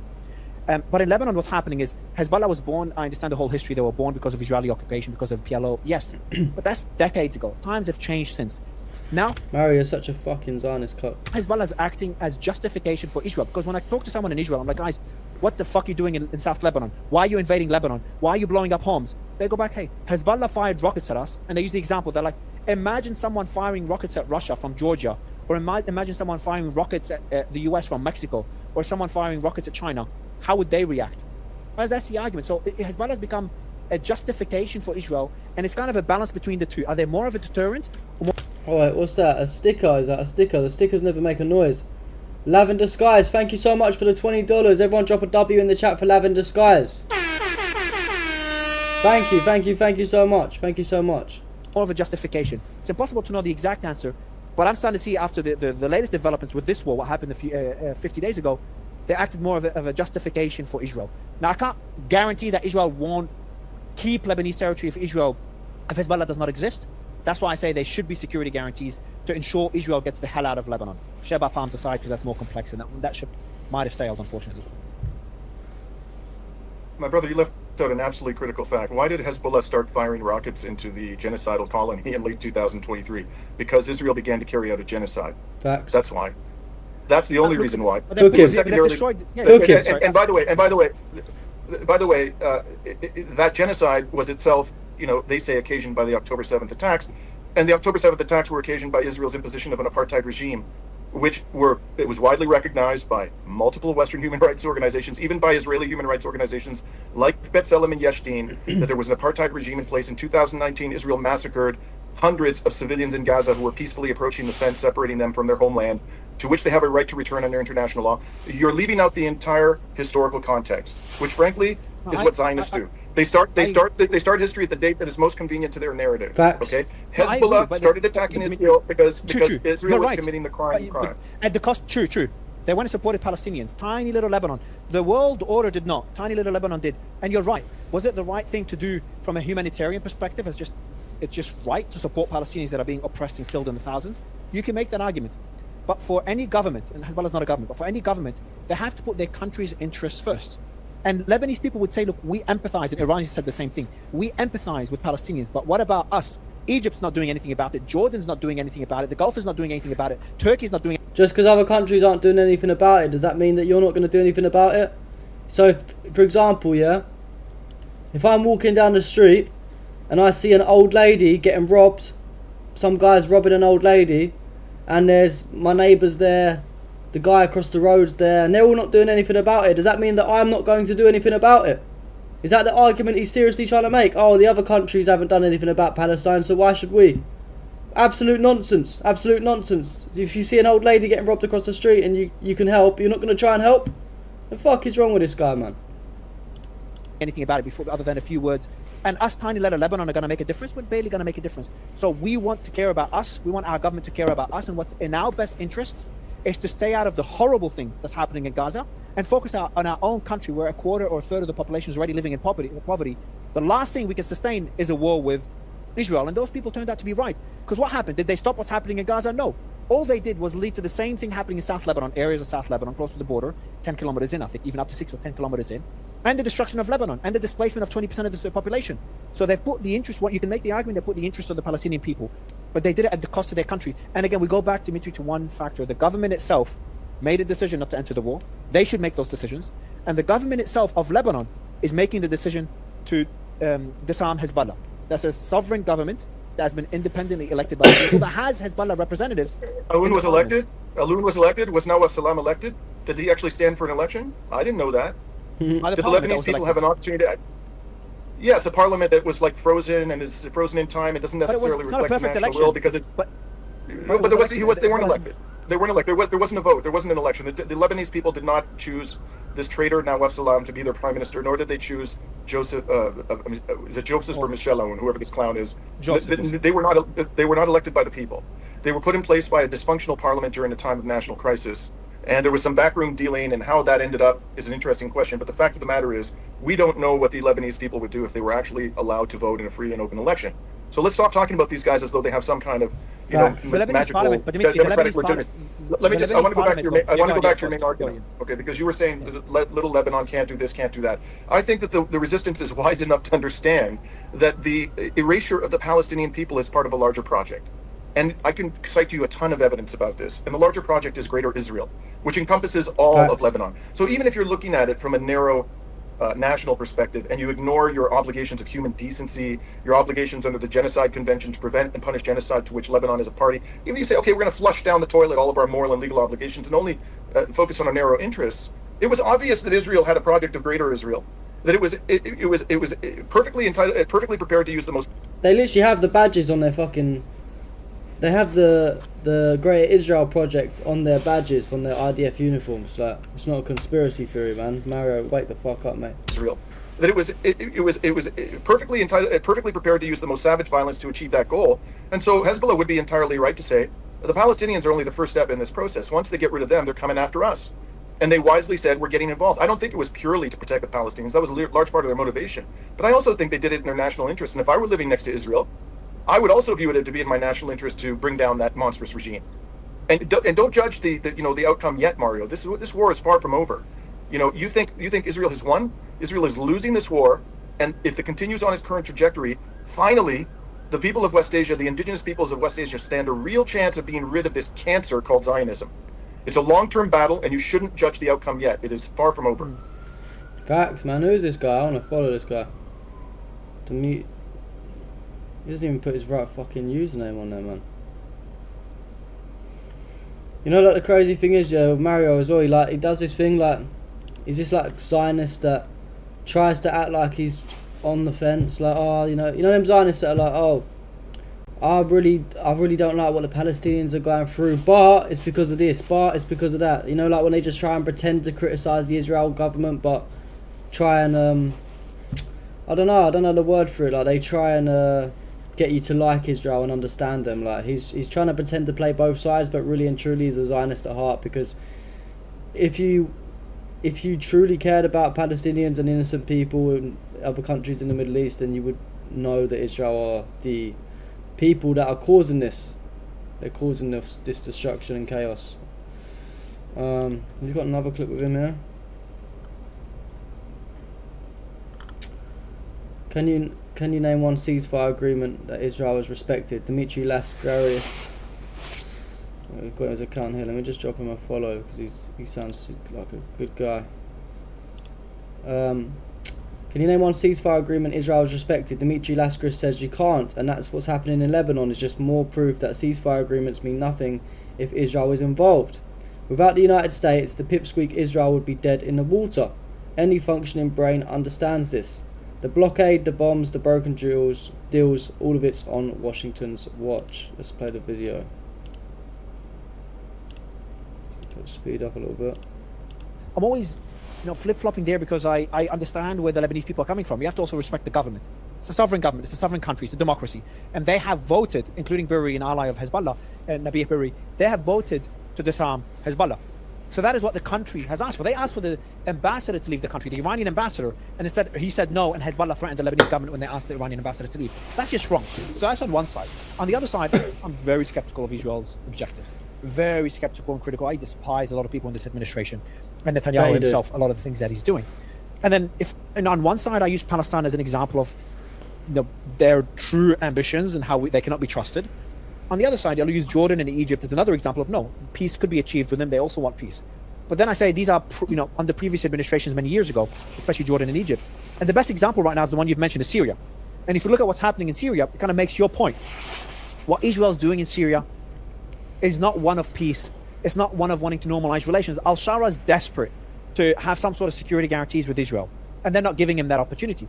So this is where I get very critical. And I think the only part I would disagree with you on is maybe I don't disagree with you.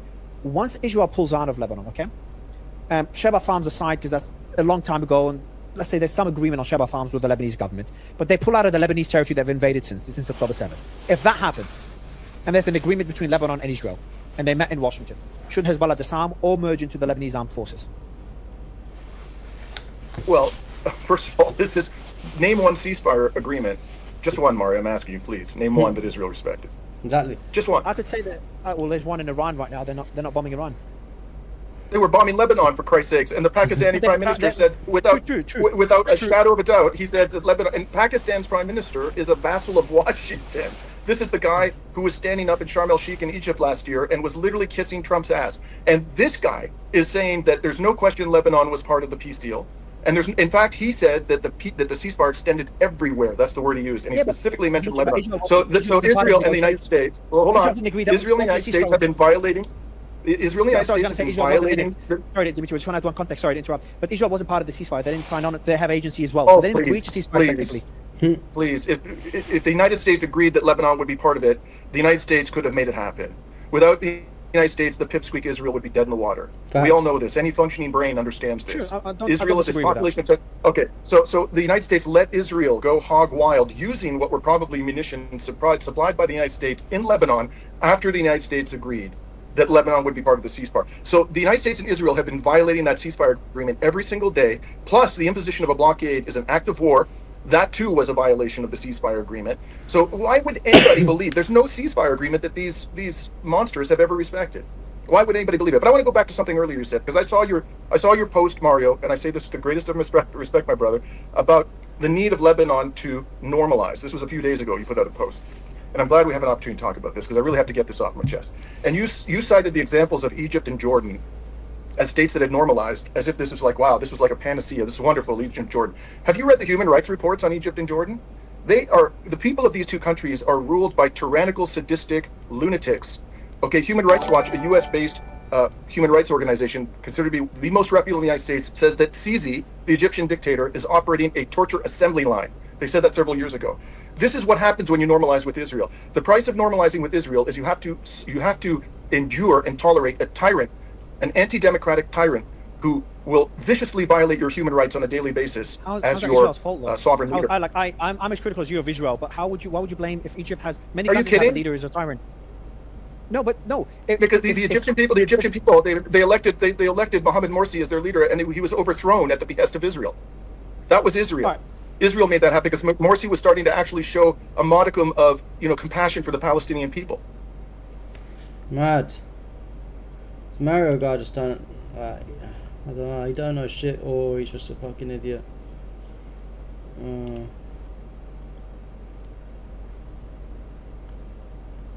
One sharp question cuts through ceasefire notes. Who disarms first?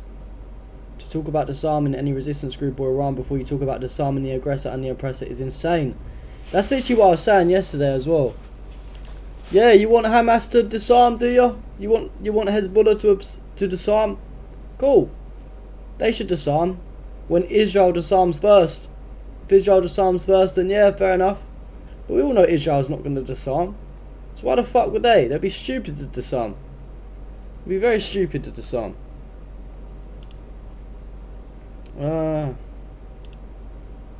Very complex, and I'm not as optimistic on Lebanon as I was on Iran, because I'm really upset at what Israel's doing in South Lebanon. I put out a post a few days ago. It's a war crime. They're just destroying villages. I had a really heated conversation or debate really with Jonathan Conricus about it yesterday. Villages being leveled. And Hezbollah, as much as I blame them for dragging Lebanon into this war, and as much as I would fucking idiot like to see them disarmed, they also, reality is they are a deterrent against Israeli aggression. So the big question is, if Hezbollah's gone, will Israel pull out of Lebanon, as some people believe, and I kind of still believe more so than less, but like 55% yes? Or will they remain in Lebanon, or even go deeper into Lebanon, potentially annexing territory? And if you look at what's happening in Palestine, that's not too far-fetched either.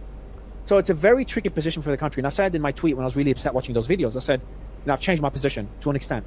Hezbollah should disarm, but they should only disarm when Israel pulls out of Lebanon, or there's guarantees Israel will pull out of Lebanon. Trump's post today starts to show me that maybe the tide has shifted enough where there's going to be enough pressure on Israel to actually pull out of Lebanon and the guarantee they're not going to invade Lebanon again. But I also think Trump would like to see Hezbollah disarmed. So I think you just came back from Lebanon a couple of days ago, I think maybe today, yesterday.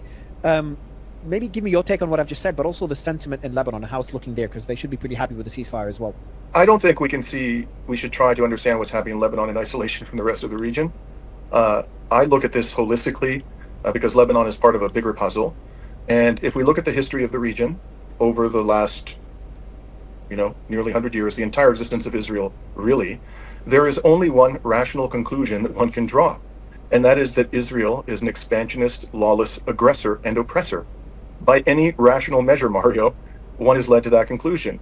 If you look at occupation of land belonging to other sovereign entities, Israel is the aggressor.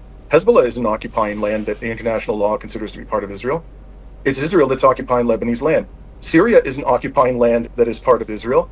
It's Israel that's occupying Syrian land. And in fact, it illegally annexed the Golan Heights many years ago, decades ago, and the UN Security Council has acknowledged that. Even now that they've put a puppet of Washington, who has been greeted by the King of England, by the President, by multiple European leaders, they're still occupying Syrian land. They're still killing Syrians. They're still bombing Syria. The attack on Iran was a war of aggression under international law. Iran did not attack Israel. Israel attacked Iran, and it did so repeatedly. Facts. If you look at the civilian casualties that Israel has caused, it is vastly more than all the civilian casualties caused by all of the resistance groups, including Hamas, put together. If you look at the destructive power and how that has been brought to bear against civilian infrastructure, the amount of civilian infrastructure destroyed by the Lebanese and other resistance groups is a tiny fraction of the amount of civilian infrastructure destroyed by Israel.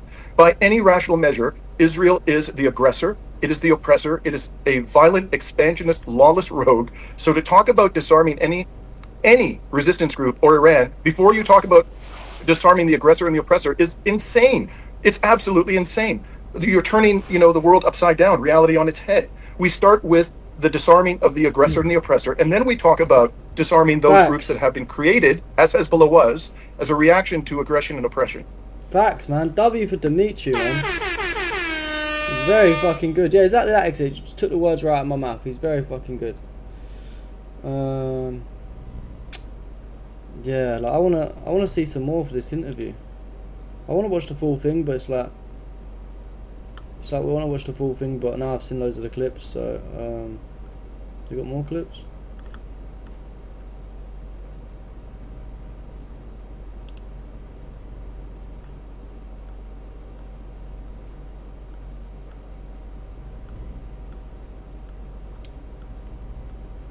Where's like the full video or something?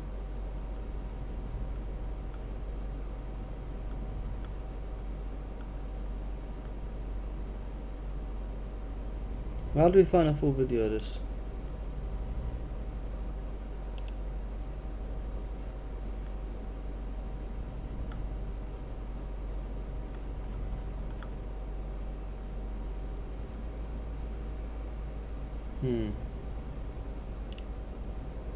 Let's watch some more of this interview. It looks like a very good interview, doesn't it? That Dimitri guy is giving Mario an absolute lesson in life. Has it got it on YouTube or something?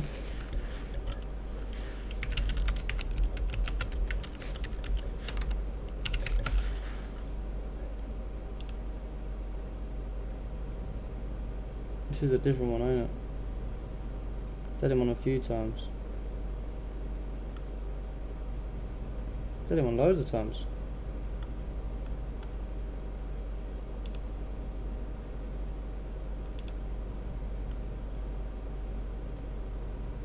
I was he streaming all this at once? I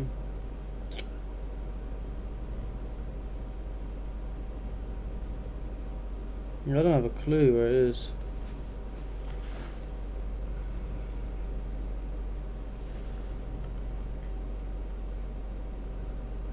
Yeah, who knows? Where do we find the full thing of that?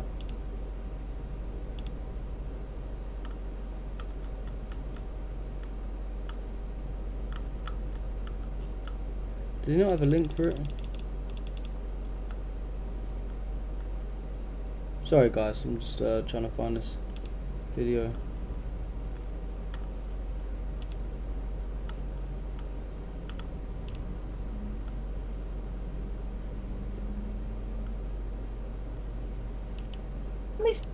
No reason. Casualty. There we go. For him to speak to President On of Lebanon. He said Trump, I agree that prison should always be Lebanese territory. I think it's a very important red line. And oppressor. To the Strait of Hormuz. There's no point in meeting. How do you see things evolve for Lebanon, and what is the sentiment like for people in Lebanon, especially people aligned with Hezbollah? Well, first of all, can you hear me now, Mario? No worries, Silentios. You can. Okay. So I don't think we should try to understand what's happening in Lebanon in isolation from the rest of the region. I look at this holistically because Lebanon is part of a bigger puzzle. And if we look at the history of the region over the last, nearly 100 years, the entire existence of Israel, really, there is only one rational conclusion that one can draw. And that is that Israel is an expansionist, lawless aggressor and oppressor. By any rational measure, Mario, one is led to that conclusion. If you look at occupation of land belonging to other sovereign entities, Israel is the aggressor. Hezbollah isn't occupying land that the international law considers to be part of Israel. It's Israel that's occupying Lebanese land. Syria isn't occupying land that is part of Israel. It's Israel that's occupying Syrian land. And in fact, it illegally annexed the Golan Heights many years ago, decades ago, and the UN Security Council has acknowledged that. Even now that they've put a puppet of Washington, who has been greeted by the King of England, by the President, by multiple European leaders, they're still occupying Syrian land. They're still killing Syrians. They're still bombing Syria. The attack on Iran was a war of aggression under international law. Iran did not attack Israel. Israel attacked Iran, and it did so repeatedly. If you look at the civilian casualties that Israel has caused, it is vastly more than all the civilian casualties caused by all of the resistance groups, including Hamas, put together. If you look at the destructive power and how that has been brought to bear against civilian infrastructure, the amount of civilian infrastructure destroyed by the Lebanese and other resistance groups is a tiny fraction of the amount of civilian infrastructure destroyed by Israel. By any rational measure, Israel is the aggressor, it is the oppressor, it is a violent, expansionist, lawless rogue. So to talk about disarming any resistance group or Iran before you talk about disarming the aggressor and the oppressor is insane. We saw this, but didn't we? And on one side, I use Palestine. And Pakistan's prime minister said, because I saw your post, Mario. And for Israel. What do I mean by this? When Israel bombs Lebanon, if Israel goes and bombs Egypt right now, they exist. That's why I say there should be security guarantees to ensure Israel gets the hell out of Lebanon. Sheba farms aside, because that's more complex. He said the same thing. We empathize with Palestinians, but what about us? Egypt's not doing anything about it. Jordan's not doing anything about what is in, I think. Salam to be their prime national perspective, and you ignore your obligations of human decency, your obligations under the Genocide Convention to prevent and punish genocide, to which Lebanon is a party. Even if you say, okay, we're going to flush down the toilet all of our moral and legal obligations and only focus on our narrow interests. It was obvious that Israel had a project of greater Israel. that it was perfectly prepared to use the most savage violence to achieve that goal. And so Hezbollah would be entirely right to say the Palestinians are only the first step in this process. Once they get rid of them, they're coming after us. And they wisely said, we're getting involved. I don't think it was purely to protect the Palestinians. That was a large part of their motivation. But I also think they did it in their national interest. And if I were living next to Israel, I would also view it to be in my national interest to bring down that monstrous regime. And don't judge the outcome yet, Mario. This war is far from over. You think Israel has won? Israel is losing. Support than any other institution in Lebanon, even among Shiites. 75% support Hezbollah, I think, and about 85-90% support the Lebanese army. Among the Lebanese public, about 20-25% support Hezbollah, because Sunnis and Christians less so. But same number of support the Lebanese military. On comes from that Lebanese military. You talked about the Lebanese people did not elect them. I think it's unfair. Factually, it's true, it's accurate. But the way the democracy, the constitution works in Lebanon is the right elections. The members of parliament are democratically elected. Everyone agrees to that, including Hezbollah, because they've got a significant proportion of the representatives in parliament. So even Hezbollah agree that the system in Lebanon, the democratic system, works, which is a beautiful thing to see in the region. And that parliament voted in the president and the prime minister, the parliament that was democratically elected by the people. So I think dismissing the government for the sake of Hezbollah is unfair. The argument of, I won't argue with you about Greater Israel Project, because I really don't know what their intentions are, and I have very serious concerns about that. But don't you agree, as a former lawyer, don't you agree that for a country to function, despite your concerns, which are very valid, and that of Hezbollah, for a country to function, they need to have one military. There should be a stage, at least on this point. Do you agree that there should be a stage where the Hezbollah merge into the Lebanese army, so it's one army? The reason it's important is you have an alignment of incentives, because Hezbollah right now has incentives, the misaligned incentives, because they go two sides, and you know what I'm going to say. One of them is Lebanon, and one of them is Iran. How much each one they have to balance between the two. And that's just the truth of the matter. I honestly, I've interacted with a lot of people who support the resistance in Lebanon, and I really don't think that those people are preferring the interests of Iran over the interests of Lebanon. I just think that is completely divorced from reality. The people, you may disagree with them, Mario. You may disagree with the Lebanese who support the resistance and who are fighting against Israel, but they're not doing that because Iran directed them to do so, or because they're subjugated, or somehow preferring the interests of Iran to Lebanon. They just have a different view from you as to what is in the interests of Lebanon. And you just observed how democratic Lebanon is relative to the other regimes in the region. You're quite right about that. Lebanon is the most democratic country surrounding Israel.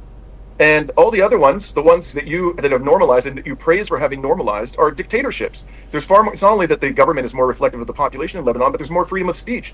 You know that last year I went to Amman and I had my ass thrown in jail? Me, a Western lawyer. They threw my ass into the Huzgau for a day. Why? Because I was filming a report for my YouTube channel about 100 meters from the Israeli embassy.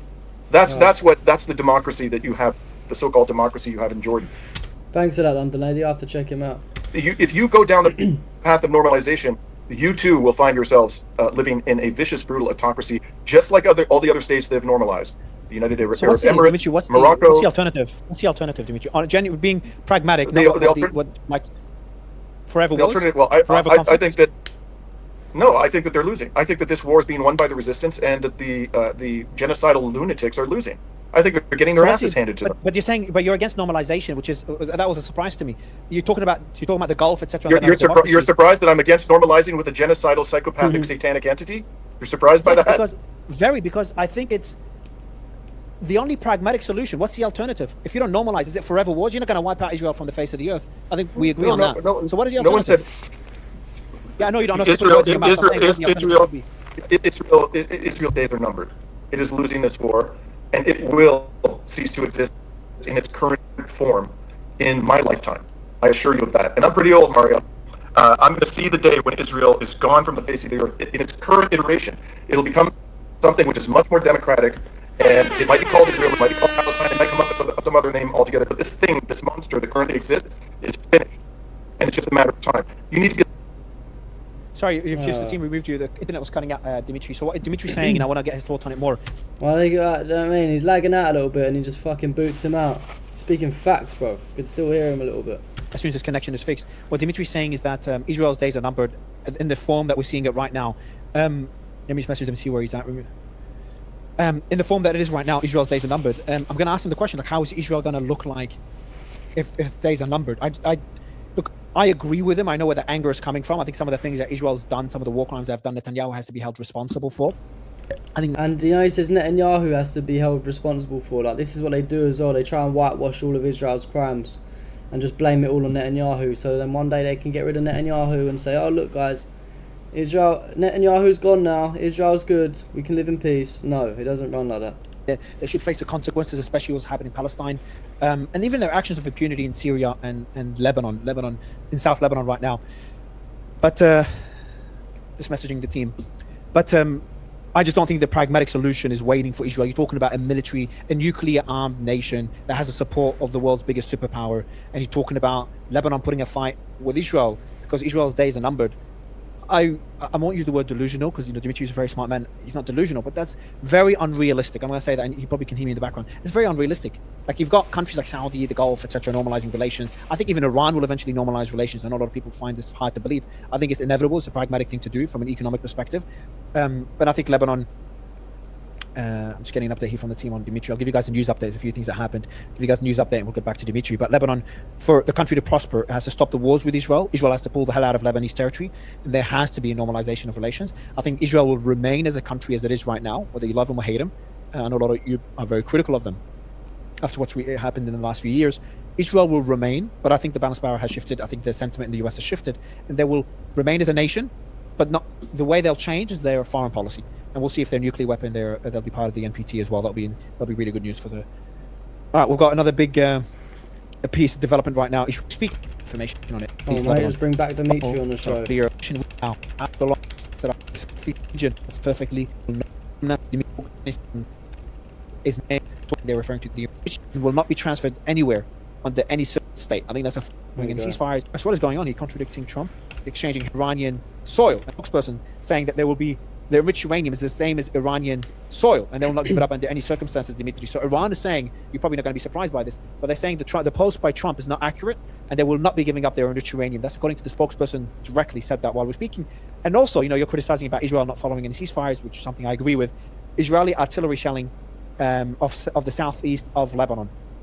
So that happened as well while you were having the connection issue. But I was kind of pressing on one point, is that you're saying normalizations don't work. And I said to you, look, living in the Gulf, I love democracies. China's not a democracy. The Gulf are not democracies. Saudi, the UAE, Kuwait, they're not democracies. But I'm sure anyone in Lebanon would give up anything to live in those countries. Anyone. I'm using it loosely. A lot of people in Lebanon have moved out of the country. I think there's more people, Lebanese expats, living out of the country than Lebanon. Lebanon is pretty much a failed state. Everything that operates based on privatization, massive corruption. Lebanon is a failed state. I think that's a fact everyone agrees on. It has potential. It needs to change. But just saying, because it's a democracy, it's great. Democracy doesn't immediately mean a better life for the people there. That's why I say normalization is the only way for that little tiny country to function. You said in your lifetime, Israel will no longer look the same. What do you mean? Israel's always going to be a country. Do you agree on that? And always going to be a state. Maybe we'll operate with less impunity. But it has a nuclear weapon. It has a pretty strong army. And it still has American support. Maybe that support will diminish, but it won't disappear. First of all, I don't agree that if Lebanese were given the option of living in the Saudi autocracy or the UAE, they would readily take that opportunity. I've met countless Lebanese who would scoff in disdain at that suggestion. That they would rather, I know many Lebanese who absolutely despise Saudi Arabia and the UAE and have zero interest in living there. I'm sure there are Lebanese who feel otherwise. But there's a diversity of opinion in the population, and to suggest that, all or even most Lebanese would relish the opportunity to go live in Saudi Arabia, where, by the way, women are treated like chattel. Okay, the women of Lebanon are living in paradise compared to the women who are living in Saudi Arabia and the United Arab Emirates and Kuwait and Qatar. I was walking around those places and seeing, women covered from head to toe. The only thing you can see with their eyes, adult women walking in single file behind a man. I never saw that once in Lebanon. So what about the 50% of the Lebanese population that would be living under brutal misogynistic oppression if they moved to one of those countries? Do you think they're aching to go there, Mario? I don't think so. As far as Israel continuing to exist, okay, states come and go. There have been states that disappeared and states that reappeared and states that were reinvented. There's nothing magical about Israel in its current form. I don't know what form it's going to take in the future. What I do know, I can say with a considerable amount of confidence, is this genocidal apartheid state, its days are numbered. Facts. And the primary reason why its days are numbered is because the people of the United States have had enough with this genocidal entity. 60% of Americans, according to the most recent poll I've seen a few weeks ago, have an unfavorable view of Israel. And this is in a media environment where they're constantly being told what a wonderful democracy Israel is. A land of honey and pleasure and democracy.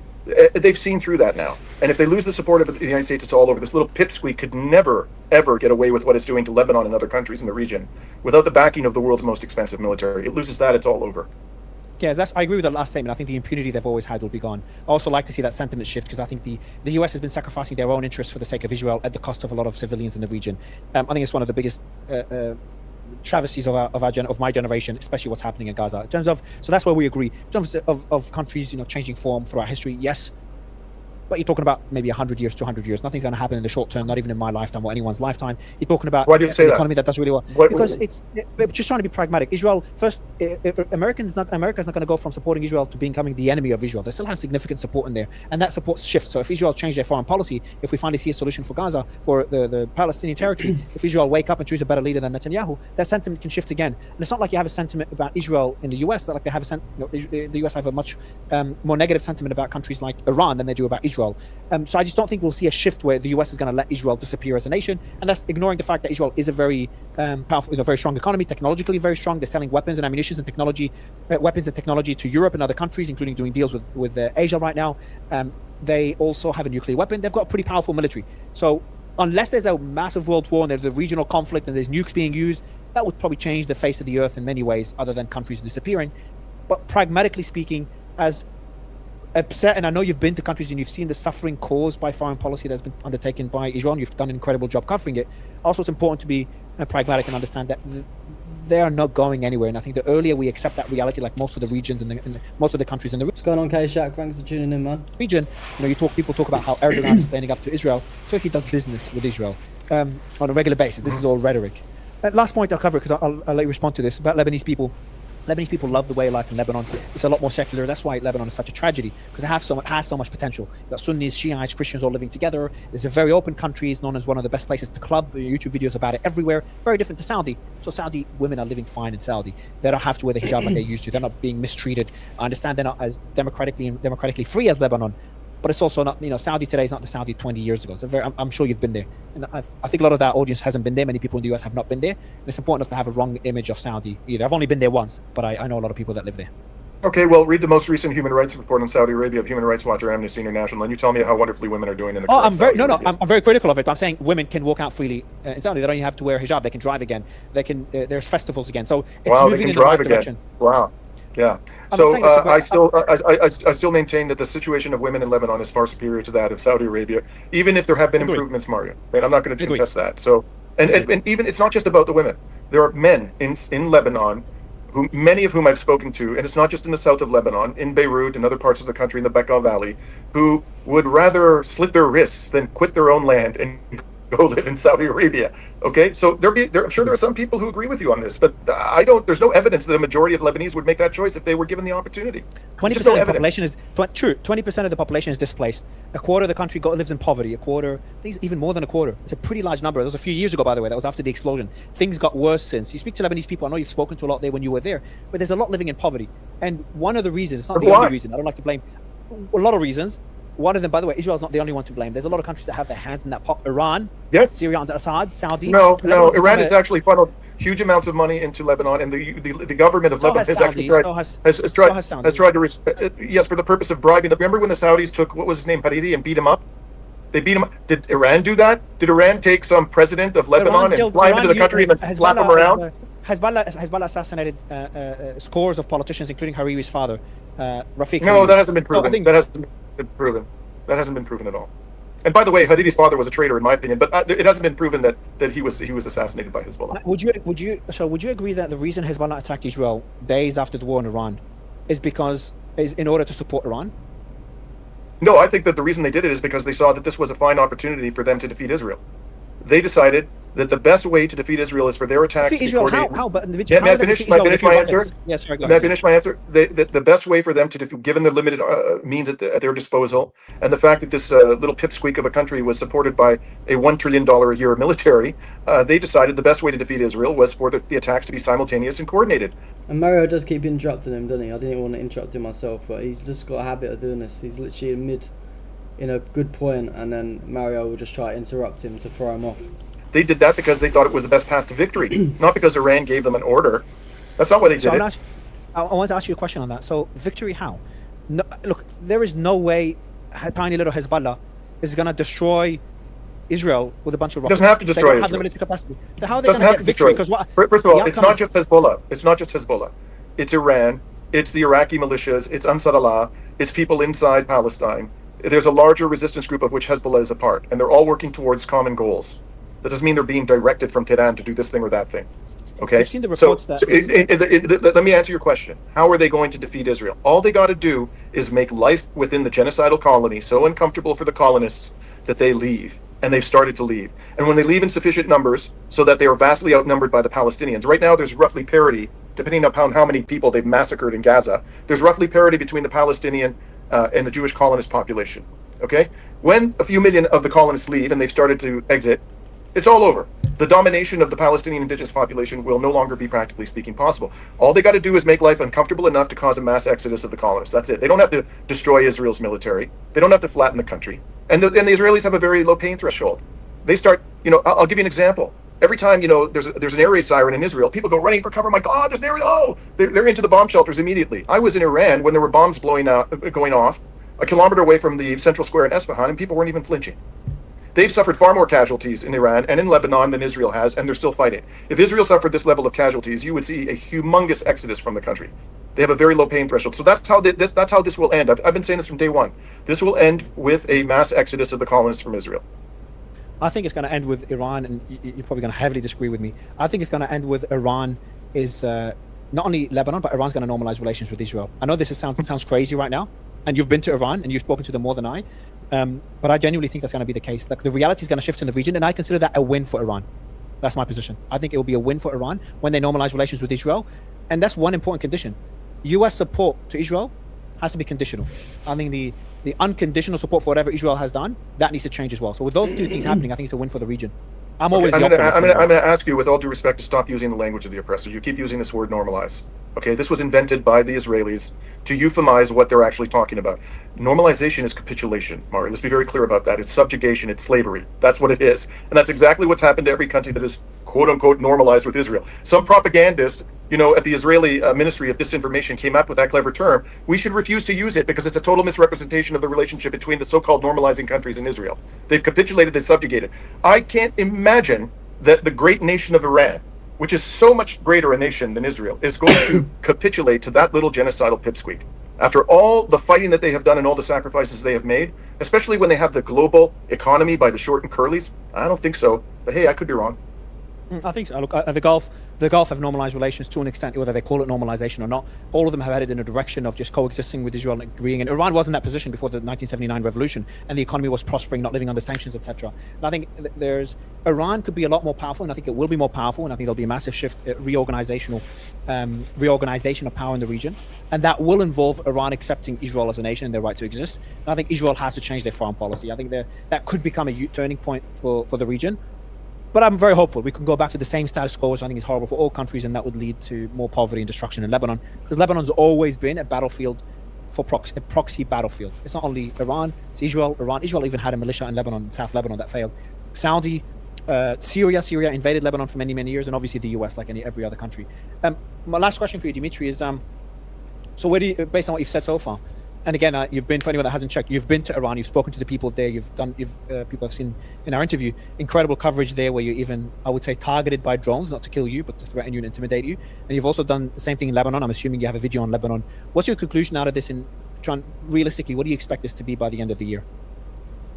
Well, I think we're unfortunately heading towards a global economic depression. That's where we're heading. The Israelis and the Americans will restart this war. This so-called peace process is a complete and utter fraud. I think there are a number of reasons why Trump decided to induce the Iranians into negotiating by making this statement that he was prepared to accept the 10-point peace plan of Iran as a What are you guys thinking about this interview? This guy's very good, isn't he? Dimitri is very good. Basis of negotiation. That is clearly a lie. Because as soon as J.D. Vance showed up in Islamabad, he was issuing maximalist demands and basically flushed the 10-point peace plan down the toilet. What Donald Trump is trying to do right now is he's thrashing around looking for some solution to the problem, but he can't open up the Strait of Hormuz by force. He can only do it by means of making concessions to the Iranian government, and he's not ready to do that. So they're going to return to the battlefield. I imagine that's going to happen very soon. And then we are going to see some serious damage to the energy infrastructure of the region, and we're going to be plunged to a global economic depression. And you know who's going to get blamed for this, Mario? Israel. Israel's going to get blamed for this, because the vast majority of people in this world, even the United States, they see who caused this disaster. And as we're plunged into economic pain around the world, it will be held to account. People will finally say we've had enough with that genocidal maniac. Dimitri, as always, real pleasure to have you on the show, man. Thanks for jumping on. Thank you for the robust debate. I appreciate it, brother. Appreciate it, man. Thank you. See you. Bye. All right, everyone. So, again, I recommend you check Dimitri's channel. He's got incredible coverage on the level. Yeah, brilliant from Dimitri. Thank you so much, Ono Davido, for following me there on Kick. That's 2 out of 5 followers on Kick we've got this stream. It'd be great if we could get another 3. I mean, there's 38 people watching on YouTube, it says, so surely 3 of you can just drop me a follow on Kick, man. Drop me a little comment when you're there, so I know you're there. It'll help me out a lot.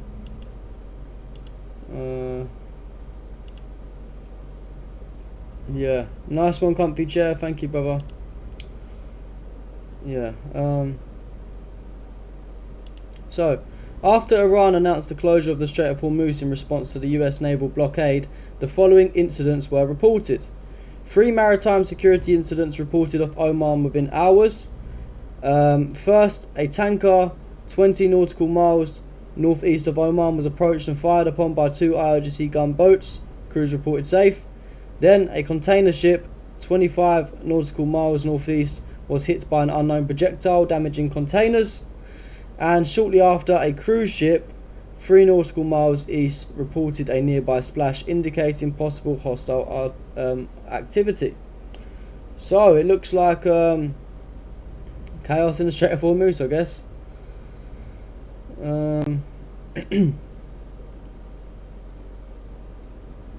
fuck is that demonic shit?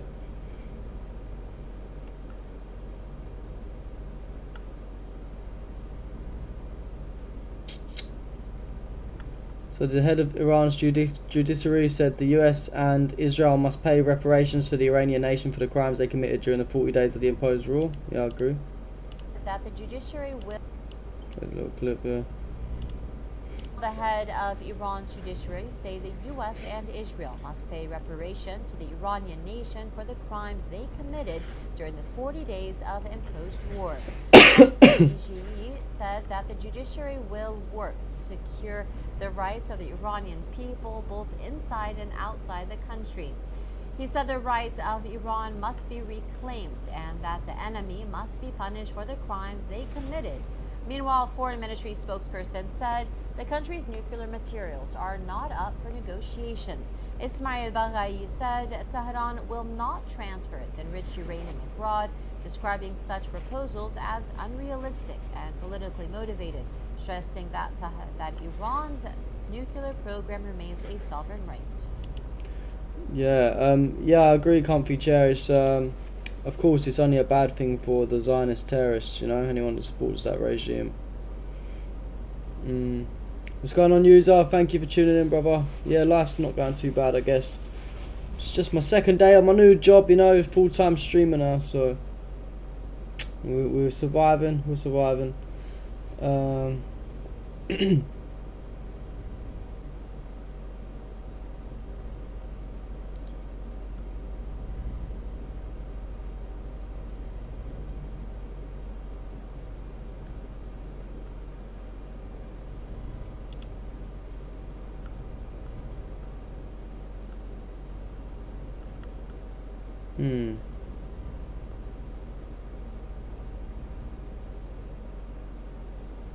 Yeah, exactly. Yeah, comfort chair. They're allowed through the strait. Of course, if you don't support Zionist terrorists, you know, then you're all good. That's the way it should be, really. We've got live Trump signs order on psychedelic drugs. Someone gives a fuck.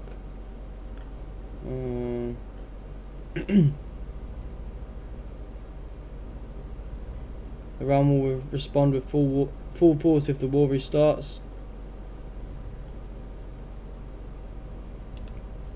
So Fox News citing an intelligence official, the Strait of Hormuz is completely under the control of the Iranian Revolutionary Guard and is effectively closed now. Many ships have been forced to turn back since this morning while attempting to pass through the Strait of Hormuz. The Revolutionary Guard opened fire on at least one ship as part of the closure policy it announced. Damn.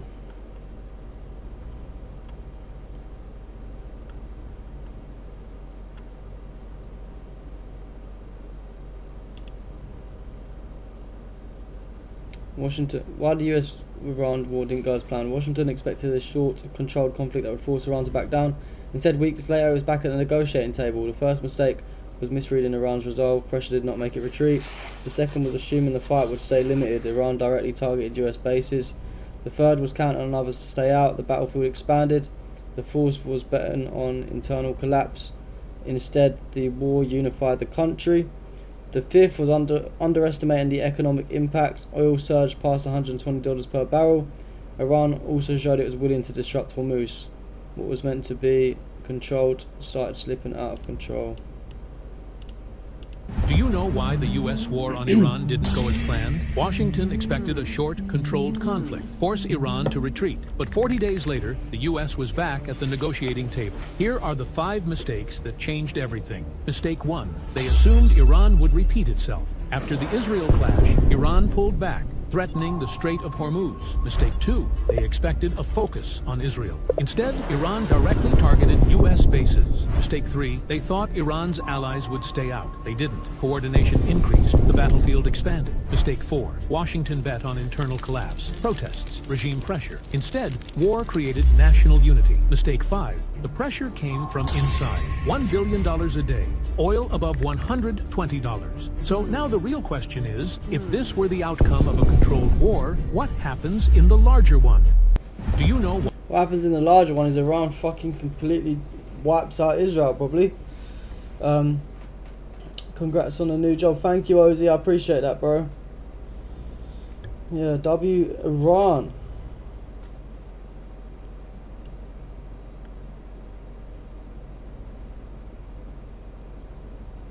Yeah, I'll try that user, yeah.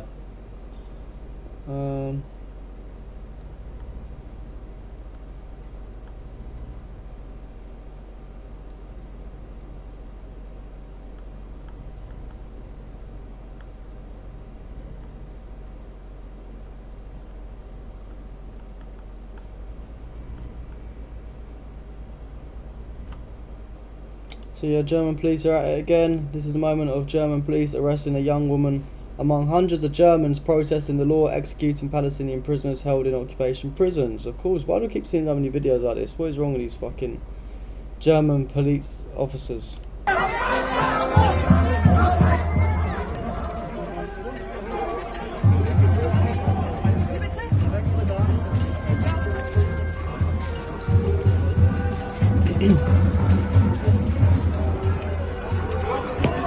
The fuck is wrong with him?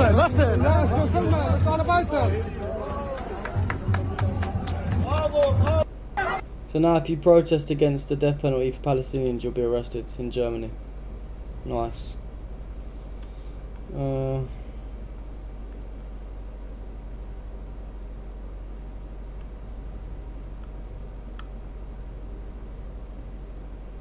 It's mad, isn't it? Ghislaine Maxwell was convicted December 29th, 2021. She was the only white person charged for facilitating Epstein's abuse. The people who flew on his planes and attended his dinners were never charged. Maxwell is serving 20 years and no one else is. That's what the sad reality behind this Iran war was as well, to get everyone to stop talking about it. What do you mean I'm not synced with Kick? What do you mean? Let me figure that out. It says I'm here, there on Kick, look. We are live on Kick, guys. I don't know what issues you're having. Thank you so much. I'm talking about the link. No, the link's working, guys. I don't know. Yeah, I don't know what's going on. Strange.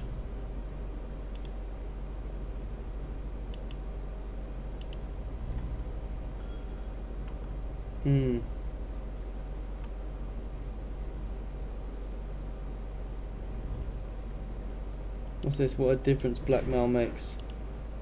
Oh, YouTube's behind. Yeah, YouTube is like a bit laggy. That's why I say to go on a Kick, because it's always so much quicker. And you know how you make America great again? Tell Donald Trump to go to hell. To President Trump, you saved the world. God bless you. I'm a never Trump guy. I never liked him. Elect Donald Trump in 2024. God bless you, sir. There is no way we are going to allow a con artist to take over the conservative movement, and Donald Trump is a con artist. Don't play games with this president's in office, because it's not going to turn out well. It's typical Trump. All bluster, very little substance. President Trump made history. Is Donald Trump the biggest moron? Who the hell are you? Some schmuck with a skyscraper? Who cares? Well, you'll see what I'm gonna do. Well, you'll see what I'm gonna do. And he loves Israel too. It's true. And I said, this is our first Jewish president. What the fuck, man? This is madness. What a madness. Oh, man.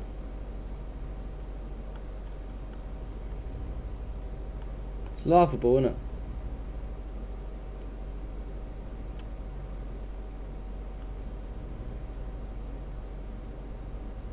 You're a bit late, Polymarket.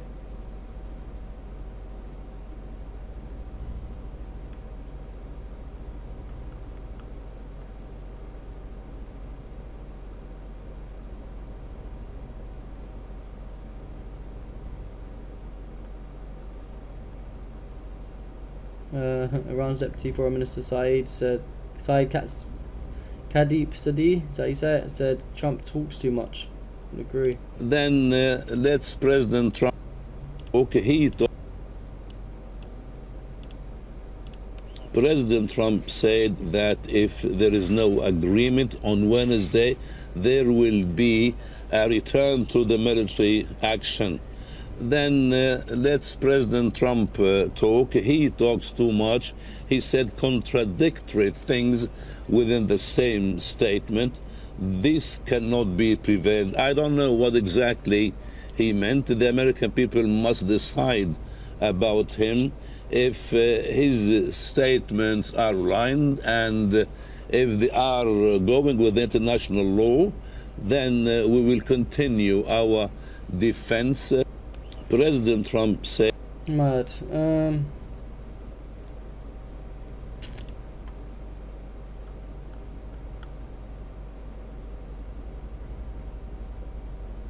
Oh, this is mad. After they killed Rachel Corrie, they mocked her for years. Yeah, this is what these demons do.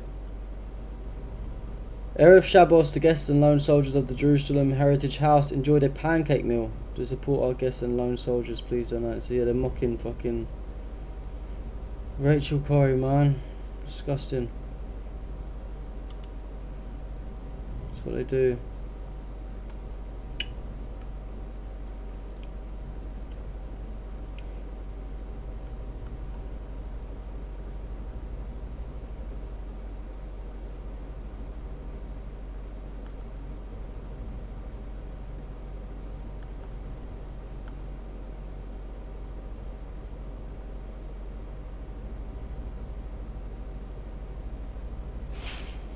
We saw this yesterday. Keir Starmer says the UK will lead a defensive military mission with France to protect shipping in the Strait of Hormuz. Let's see how that turns out for you guys. And I don't think it's fucking defensive, is it? How's it defensive? Thank you very much, Emmanuel.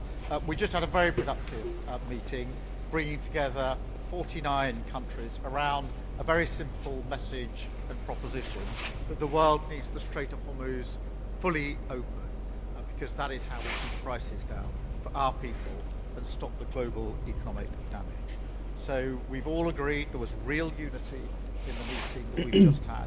We want to see a return to talks and a lasting agreement, including the reopening of the Strait. We welcome the announcement that was made during our meeting, but we need to make sure that that is both lasting and a workable proposal. And if anything, it reinforces the need for the work that we've been doing this afternoon, because we're very clear that the mission that we're putting together is a defensive mission and that comes after a ceasefire. So that's why we brought the international group. Exactly that, me again. Fucking the UK staying out of this is what defensive is. I completely agree with you. Together to indicate how we will play our part.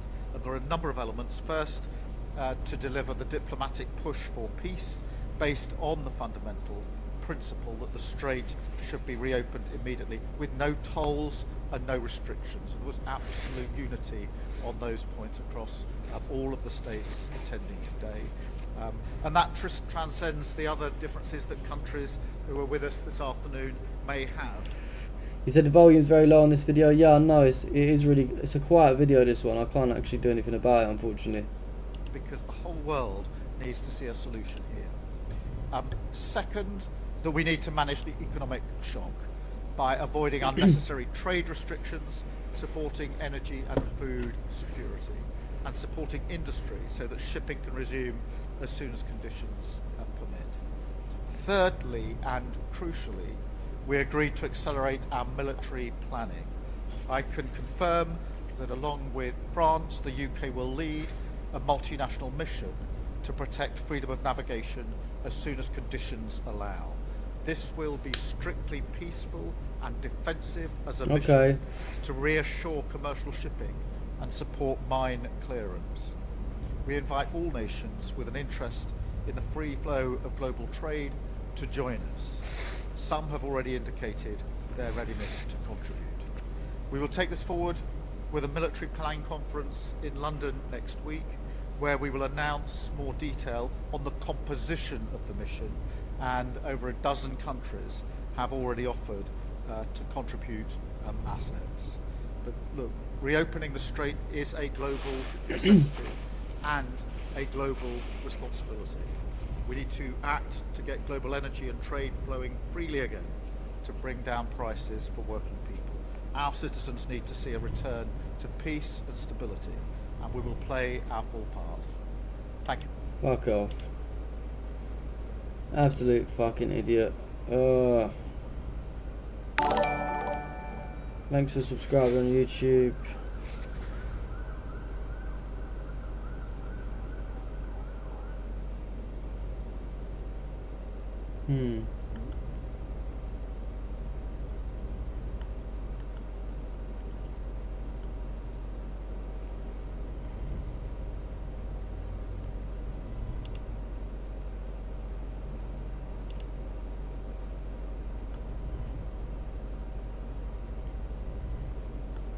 I hate using Twitter for news. It's just such a mess, everything, ain't it?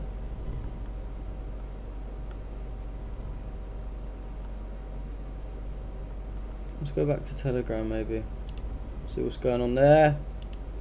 Give us some news. Give us some good news, hopefully. Where was we earlier? We was here earlier.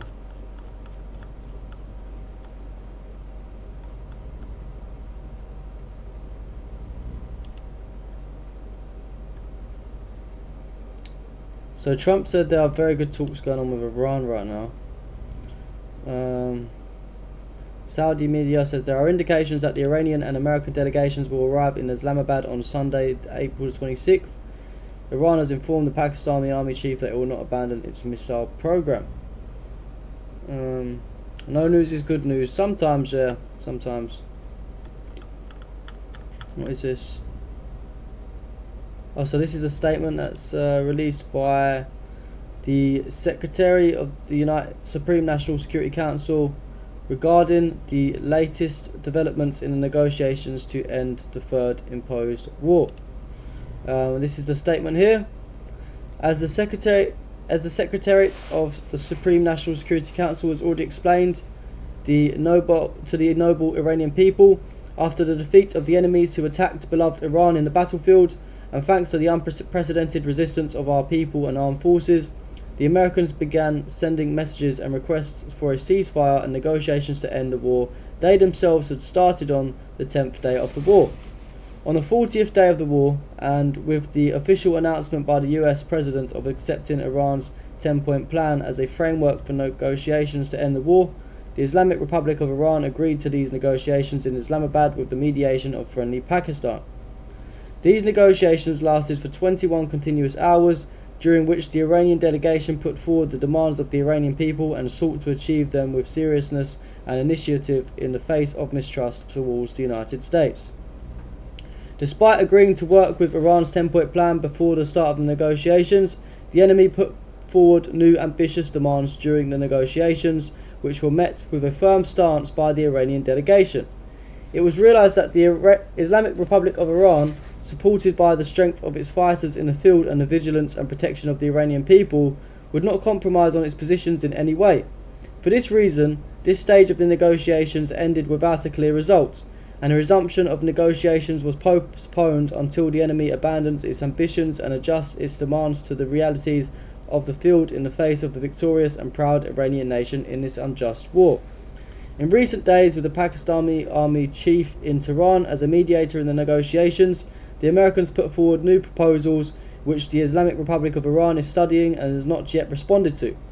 We hereby declare to our great nation, our brave fighters in the field, and our courageous people in the squares and streets of the cities and villages of the country that the Iranian negotiating team, which entered the political battle relying on Allah the Almighty and with the support of our people, and with a steely will and unyielding determination and the strength of the warriors' weapons to consolidate the victories of the Iranian nation in this unjust war, will not give in, retreat, or tolerate anything, and will defend the interests and sovereignty of the Iranian nation with all its might, and the blood of the dear martyrs who were shed in this war to preserve the independence, honour, and dignity of Iran, especially the blood of the pure commander, who is more precious than our own lives.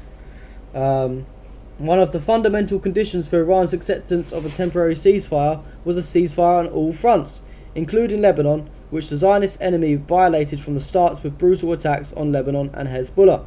Under the pressure of the Islamic Republic of Iran, the Zionist entity agreed to a temporary ceasefire in Lebanon, and it was decided that if the enemy committed to a ceasefire on all fronts, the Strait of Hormuz would be temporarily and conditionally opened until the end of the ceasefire, only for commercial ships, not military ships, and ships of all belligerent countries, under the supervision and with the consent of the Iranian armed forces, and via the route determined by Iran.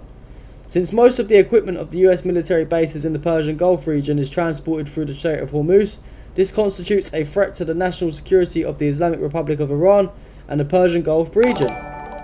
Iran is determined to exercise supervision and control over the movement of ships through the Strait of Hormuz until the end of the war and establishment of lasting peace in the region.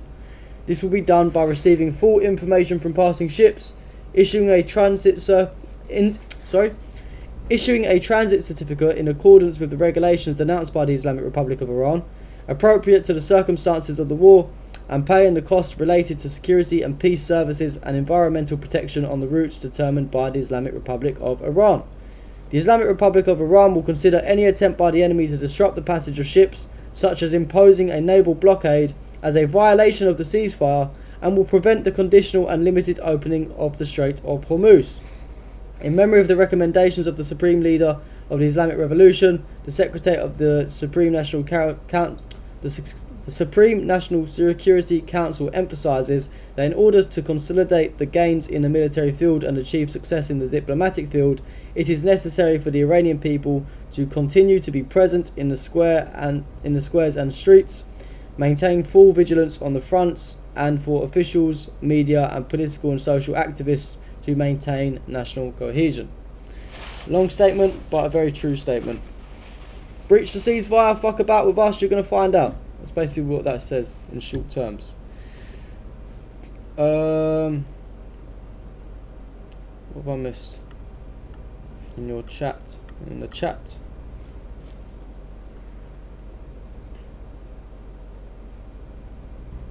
There's a viral video of an Irish Catholic priest asking his parish to pray for Trump that the Lord will take him. Who knows? He's getting on in his age, ain't he?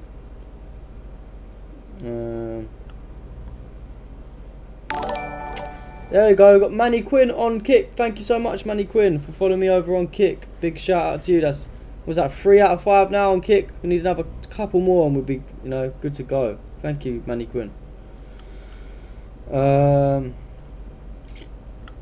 Trump says, I don't have time to be depressed. If you stay busy enough, it might work out too. That's what I do. He should be very depressed, all the fucking wars he's caused. In 2024 study from Stanford University. It's gone a bit quick. In 2024 study from Stanford University, 30 special operation veterans with traumatic brain injuries underwent, it's called ibogaine treatment. Ibogaine. Remember the name. Is that pronounced relatively properly, would you say? Yep. I don't want to get it wrong. Ibogaine, because it's so important, and experienced an 80 to 90% reduction in symptoms of depression and anxiety within 1 month. Can I have some, please? I'll take some. I'll take whatever it takes. I don't have time to be depressed. You know, if you stay busy enough, maybe that works too. That's what I do. In Texas, Republican. Such fake laughter, innit? Like, these guys just laugh at anything Trump says, man.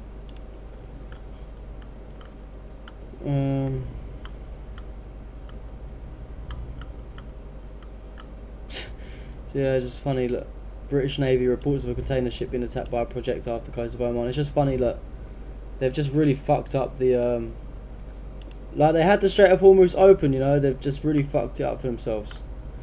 So Trump, we will have some information regarding the Strait of Hormuz by the end of the day. Iran had wanted to close the strait again. Iran can't blackmail us. Thank you, Manny Quinn, for joining us on Kick.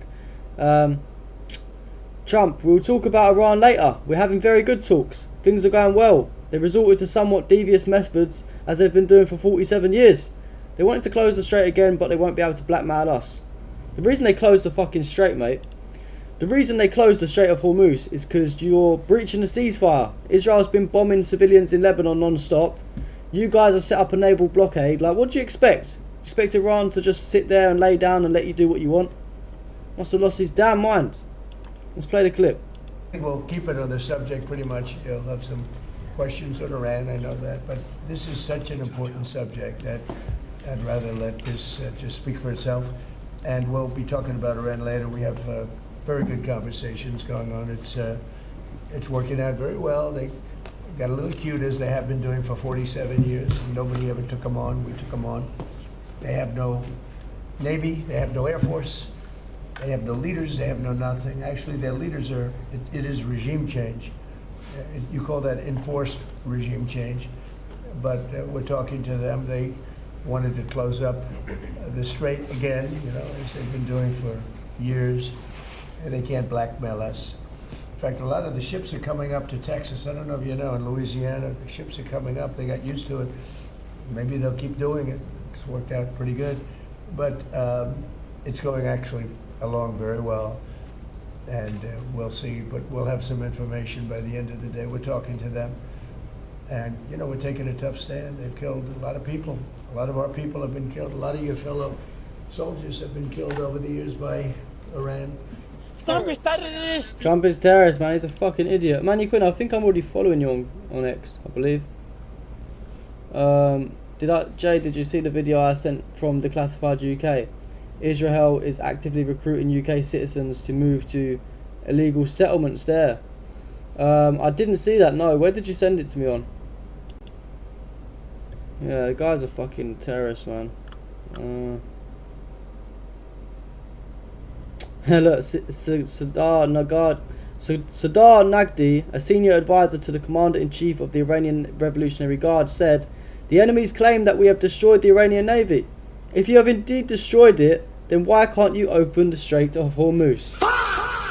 Exactly, man. Like, I thought it was gone. I thought the Iranian Navy was gone a long time ago. You sent it on X, did you? Honestly, I'll be honest. If it's gone into my request, I probably haven't seen it. So I'll definitely have a look after this stream. What's your username, Manny Quinn? I'm pretty sure I followed you the other day. I'm pretty sure I saw your account come up, and I remembered following you, so I dropped you another follow. I'm pretty sure I did. IRGC Major General Nakdi, it may be that if the war continues, it will become a world war. Uh-oh.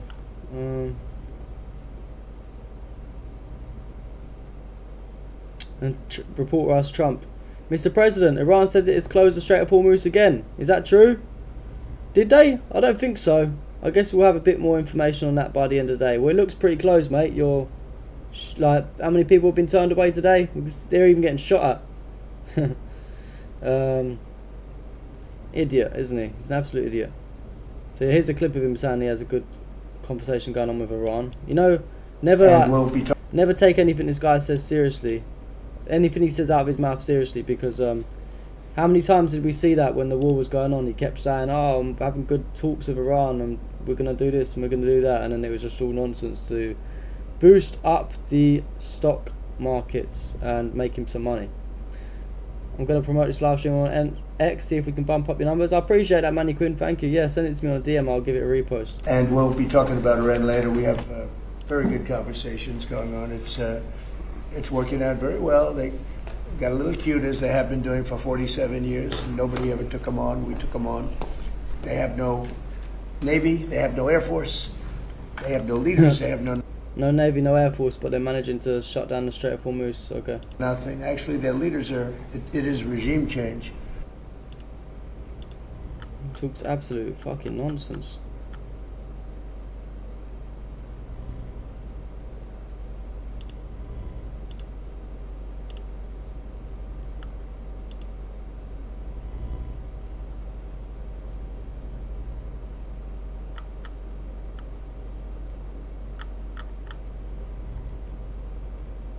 So is that Joe Rogan behind him? I didn't even notice. Where was it? And we'll be talking about Yeah, it is. What the hell? The fuck? Yeah, seems like the news has slowed down. Slowed down a lot.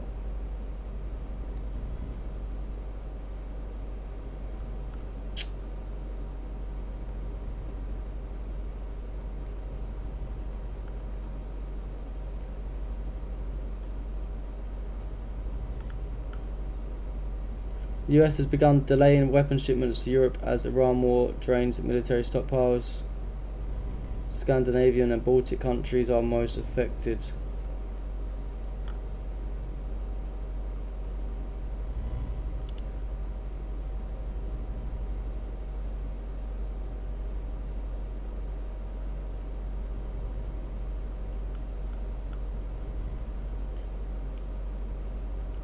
Yeah, Trump, man, no word for him apart from what the soundboard says. Trump is terrorist. Trump is a terrorist.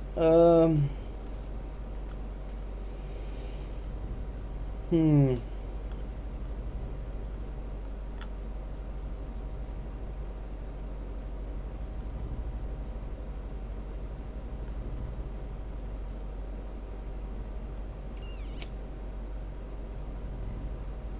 seems that it's all really slowed down right now.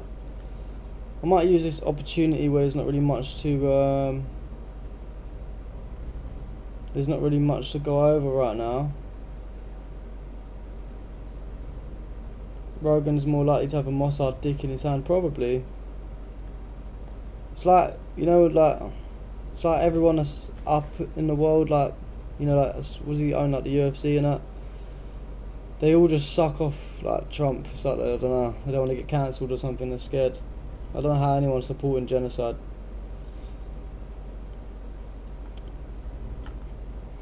Anyone know who that is? We all know who that is, don't we? Yeah, a lot of these are just like the same posts over and over again.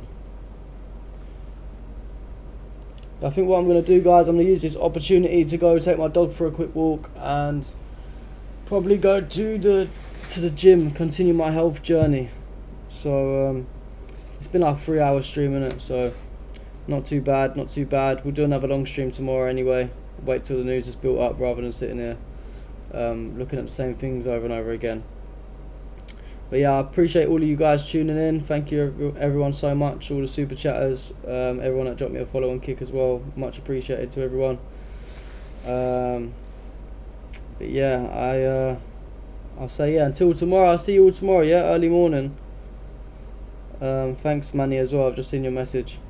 I'll still share it, yeah. So yeah, until tomorrow, I'll be up tomorrow. Maybe we'll do an early one tomorrow, I'm not too sure. But I appreciate everyone watching either way. Thank you all so much. I'll be doing a like IRL stream later if any of you guys are interested in tuning into that. But yeah, peace out everyone. Thank you for watching. today, and we are super fucking happy about it. So ladies and gentlemen, let's take a moment to like and empty the space. Let's bring some more people in here to enjoy the celebration. Yes, the farewell party to the savior. Say goodbye, a farewell for this motherfucker that put the fucking video of the fucking hostage. So this is a fucking farewell for me, okay? Because he shouldn't exist from the get-go. He should have been executed by the Mossad long time ago, and I've been asking for this for a long time. And I was talking to my commander. I'm telling you, listen to me. Needs to go. I think that you need to gather all the Zios, eliminate them. He deserves to be genocided like all the other Nazis, and he's a convicted fucking criminal. And they pissed the hell out of me. This fucking Hamas and giving them a voice after October 7, and us Jews and Israelis can live peacefully. I hate him. Great. I hate him.